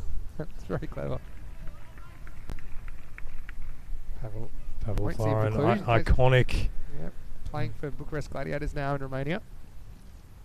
So this one's a better line, but still a bit too short, and it's lifted up Shley. not with enough power to get it beyond the fielder there, running in from backward square leg. I mean, they've got Latin at the crease, who, to be honest, he's looked probably the best batter tonight. But he's going to have to play well because this rate has already climbed about 16 and over. Well, he does down the pitch to deposit this, and deposit it he does. Up, up, up and away, all the way over the fence for 6 more runs to the skipper. Ian Latin, he's decided, I'm not going to hang around. I am going to chase these down as best I can. Well, I know a lot of people enjoy a bit of Latin dancing, and that's what you get here, because Latin, he dances down the pitch, and, well, he was swinging a beat there. It's half a dozen closer to the total, and that's what they need. That brings it down to the low 15s, but that's the thing. You feel like even a player with the class and skill of Latin is probably going to give you a chance. He already did give Barbara one down the ground. Will he offer another, and will it be taken? Well, it goes to come down again, but then readjusts and goes back and slices that away, beats the man at backward point and finds the rope once again. That's right, it is salsa time. Well, we had the stationary fielder in that position, and now we've got the slippery fielder. Here he comes, he takes a few steps, and then as he tries to change direction, he just goes down. That's Gary Turner-Bone, who was... yeah, turned to bone there.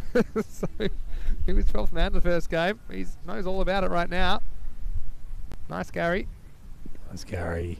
As Latin comes down, really getting the feet going now. Yeah, Sam Nick saying that looks a proper cricketer, and I'd agree with that. Really does. Very compact. Plays both sides of the wicket pretty well. Definitely showing his strength on the leg side, that's for sure. So Gonzalez, he's gone for 21 in his spell. Could have been worse. Well, it might be worse. Still got 2 balls to go. A bit of a slow flutter one, but it ends up being a long hop, and it is treated like a long hop. Up, up, up and away, all the way over the fence. And Reyes, he's been there since the start, watching all the action unfold before him, and now he's decided, I'm going to get in on the action myself. It was a bit top edgy, but it carried, picked up in the wind, blowing in that direction, and picks up 6 runs for himself and his team. Yeah, that's asking for trouble. I said it might get worse, and it has gotten worse for Gonzalez. This one disappears, and when he drops short, it really is asking for trouble. It's good to have Latin out there as well.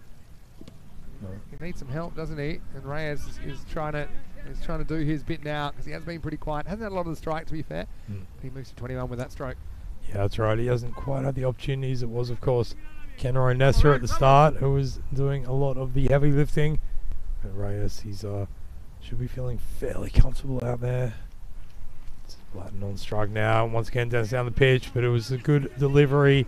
And Gonzalez, not too full, not too short, and that will bring him to the end of his spell. So he finishes with 1 for 30, and Bavaria after 6 overs, they are 70 for the loss of 1, chasing 127. Yeah, so I should mention Ian Latin has played for Gibraltar, but that was kind of pre all countries being T20 international accredited. So he played for Gibraltar back in between 2013 and 2016 as an all-rounder, leg spinning all-rounder. And so it's nice to see him out there. And yeah, he's still 37 years old, so he might have a bit of good cricket left in him. Born and bred in Gibraltar. And so now we're going to get Gary Turner-Bone. Well, maybe it will be some nice Gary time. We've only got four overs left in this one. Yeah, let's see Gary. Drops that one in short and wide, and it's punched away on the offside very uppishly, but the fielders can't get there on the fall. They do manage to have it back in, but not before the batters complete a second run. And the reason that it's a bit slipperier now, it's just this dew on the artificial turf, so it does make it a little bit slippery. Just a little bit of dew tonight, not as much as last night, but still significant. So too short once again, but a bit more pace on it, and that time Latin, he didn't know whether to punch it off the back foot or to pull it, and in the end he just kind of waves the wand at it as it sails past his face. A little bit about on that, that's going for 4. Yeah, well that's exactly, don't worry about 4s, he's dealing in 6s because he has lifted that one up, beautifully pulled away by the skipper Ian Latin. He is in fine fettle and showing his wares with cricket shots like this. Yeah, we missed out the short one the first time, but this time it's directed more in at the body, and Latin goes wallop, big six. And so that's what he's dealing in at the moment. You see us there? Hello? Yeah, we're here, and we're keeping warm. And yeah, we're looking forward to a big finish here, I think.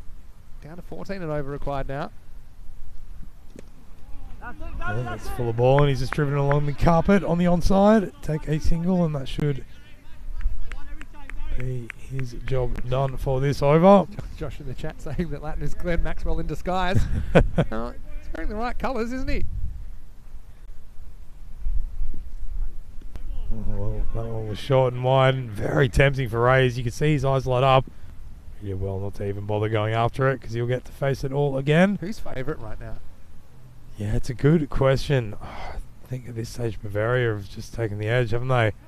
That one's been skied. Yeah, and it has been skied all the way up, up, up and away over the fence. And that looked like it was a definite catching chance, but for the fact that there's a big breeze sailing off the Mediterranean, picking that up and carrying it for the full measure. Yep, all aboard.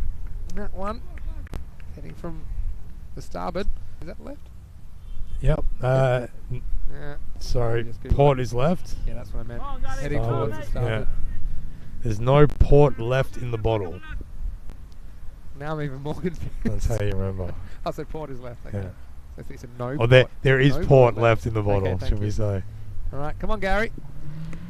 Well, Gary drops it in short again. Seems to like that length as the catching chance is there. But for the fact that it sails through his fingers and lands on the other side of the rope for another six. And this time Bavaria, they are staking their claim that no matter how big the total is, they have got the guns in the weaponry to chase it down. Yeah, well, Gary just got a bit carried away with the short stuff, didn't he there? So big over. Yeah, not a good Magical one. over 23 offered in there, 93 for one, just the over they needed.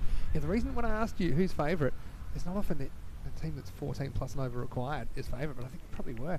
Anyway, hindsight's 2020. Tomorrow night, join us again for the fourth night in Gibraltar. Just got a couple more here before I have to head over to ECL and matches 7 and 8. Turek versus Pirates. That should be a really good contest. Turek were very impressive, but we haven't seen them since night one. And then the Pirates we saw last night going down in a couple of competitive encounters to the Giants. So that will all start tomorrow, 4:30 p.m. GMT, which was 5:30 in Central Europe. It's 10 p.m.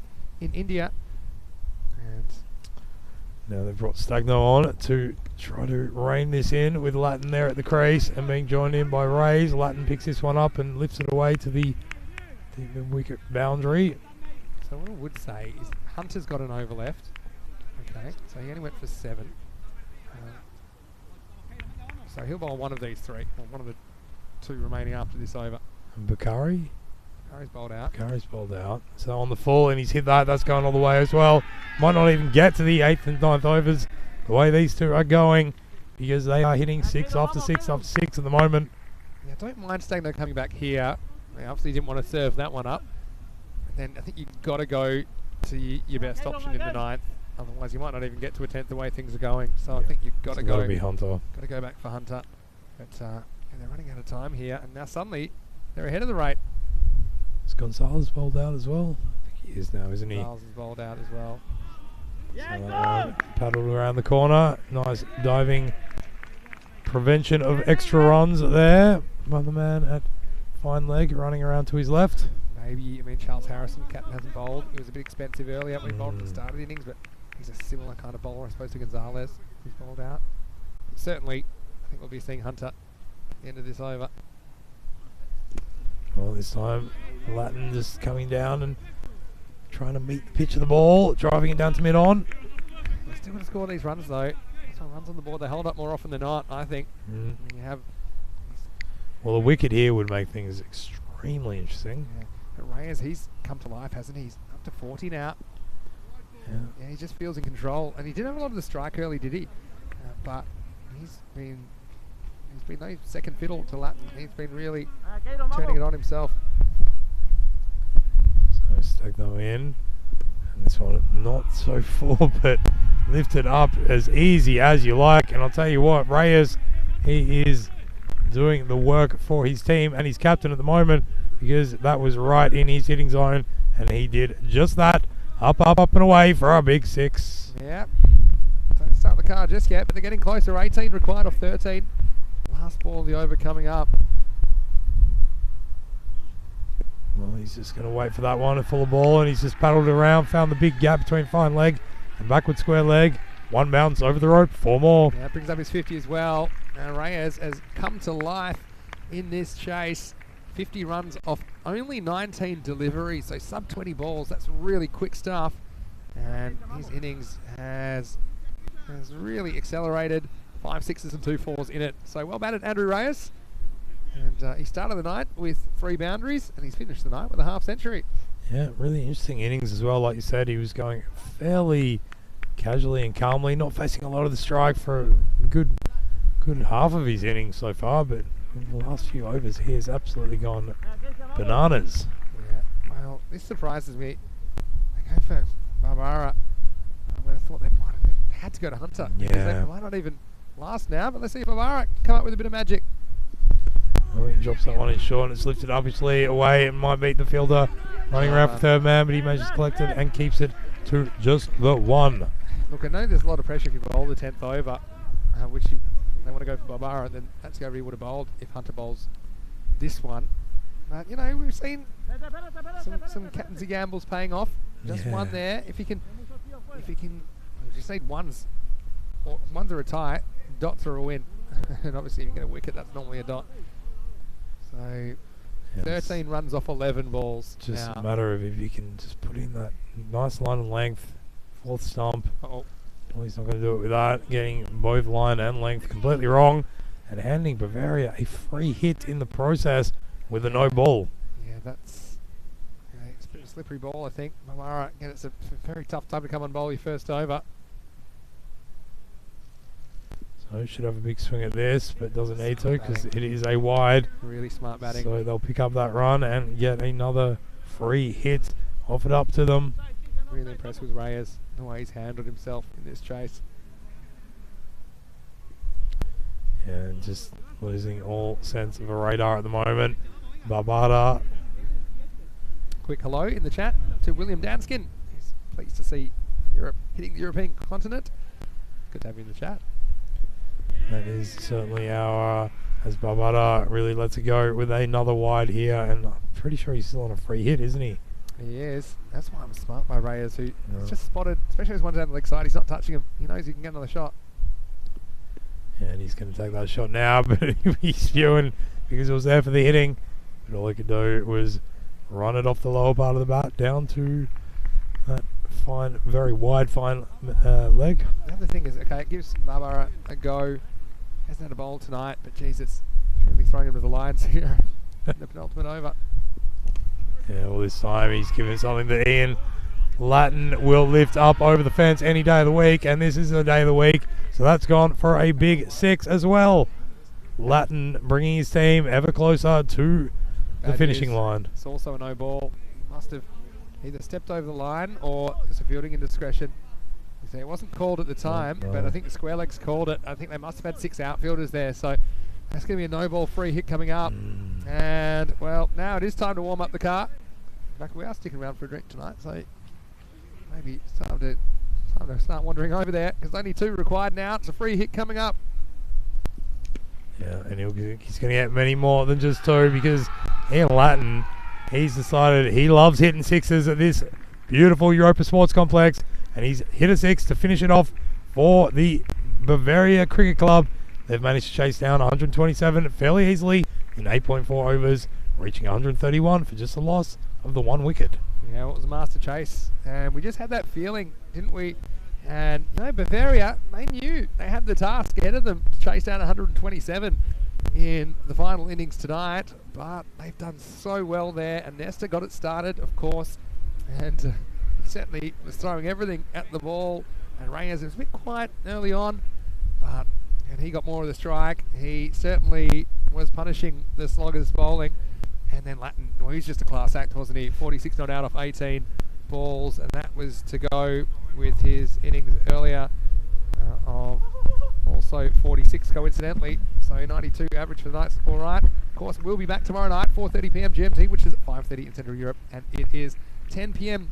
in India, and I think I can even give you some more. I can tell you it's like midnight on the west coast of Australia, 3:30 in the morning on the east of Australia, and 5:30 in the morning in New Zealand. So I don't care where you are. Make sure you join us tomorrow night for some more cricket action, and that's going to be a really good clash between Tariq and the Pirates. And Sam Nick's saying the chat, Pavel play didn't work, unfortunately. But Josh saying plenty of port left in the bottle. Well, I've really enjoyed the chat tonight. The contributions have been wonderful. But it was a bit of Kane Nest action at the top of the order as he got them off to a flying start. And well, looking back, it's lucky he did not knock Andrew Reyes out with that shot. It would have been lights out Reyes, and he wouldn't have been able to come up with the heroics, which eventually saw them chase down this target. And they ended up chasing it down with just over and over to spare, 9 balls to spare. But geez, it was a good chase, wasn't it? And they certainly made the most of their opportunities. And it was the top order that fired, and as long as just couldn't remove those top order, and that's how Bavaria got across the line, and they sweep this mini-series on night 3. Yeah, good opportunity for the Sloggers here. Even though they've gone down, they can take solace in the fact that they put on a very healthy total. So they know they've got the firepower. They've just got to sort out a few things with their bowling, namely that with their strike bowlers, you'd say Bakari, he was just a little bit wayward, going too far down the leg, too short too often. But we've seen that when they can get it in that good spot, they can trouble some of the better Bavaria batters. And so it'll be interesting to see whether they can do that more and more as the series goes on. But what is going on is this highlights reel for Ian Lattin. He can go home and take plenty of time watching all his finest shots tonight, because he played plenty of them, lifting anything that was short of a length up and using his feet really well to come to the pitch of the ball and deposit whatever he could over the fence, which is more often than not. Lattin dancing. Well, shake it and bake it. Lattin, twin 46s tonight. Former Gibraltar international, showing a real touch of class. He just made good decisions. He knew, didn't have to go after absolutely everything, but when it was in his zone, he was punishing. And nobody was safe in that grandstand as well. So everything was a little bit short, a little bit too straight. He was hitting it very, very well, but then he was overtaken, really, you'd have to say, by Reyes, who ended up contributing 51 runs of his own. And this was Gary Turner-Bone, who just got a little bit short, didn't he? It was a GHB for GTB, but the Maximos were flowing, and we're talking about the drops versus 6 count. Well, I can tell you that there were 11 sixes in the 8.5 overs in that reply, and all 3 batters getting amongst it. And I'll see the scorecard in a second. And they had that opportunity to remove Lattin. That was a key moment of the game, wasn't it? Barbara wasn't able to do it, unfortunately. I know it is slippery conditions. That's in the end, that was the shot that brought up the 50 for Reyes, who started the night, like I said, with 3 consecutive boundaries, and he finishes it with a match-winning knock, match-winning half-century. And then they threw the ball to Barbara in the end, so Hunter never actually got the chance to come back. And it's a pressure situation anyway. I think I would have probably gone for Hunter in the 9th, and then you can decide what you want to do in the 10th, but obviously trying to share it around. But I mean, they were pumped. Bavaria is really, even with the good start they had, they're a long way off that chase, but that excellent partnership by Reyes and Lattin does get them over the line. In the end, it was worth 98 unbroken, and that really was the difference between the two sides. Yeah, there you go. That's all it can take sometimes. There's a couple of batters that know each other's games inside and out and know how they can go about it together, and that's exactly what those two have shown they can do. So that's the end of tonight's play, ladies and gentlemen. It's been an absolute pleasure bringing you day 3 of all the action, or evening 3 I should say, from all the action here at the Europa Sports Complex. We will be back tomorrow, of course, and for the next 7 nights. Yeah, so I've just got 1 or 2 more nights probably here with you, Joe, and I've really enjoyed working with you. It's a pleasure to be on the mark with you. Doing a great job. As I said, you're a bit of a night series specialist, but I can see why you like it so much, because it's a fantastic atmosphere for cricket. And yeah, we're going to go and just have a look at those 4 towers. Bang, bang, bang, bang. And I'll tell you how many there were off that.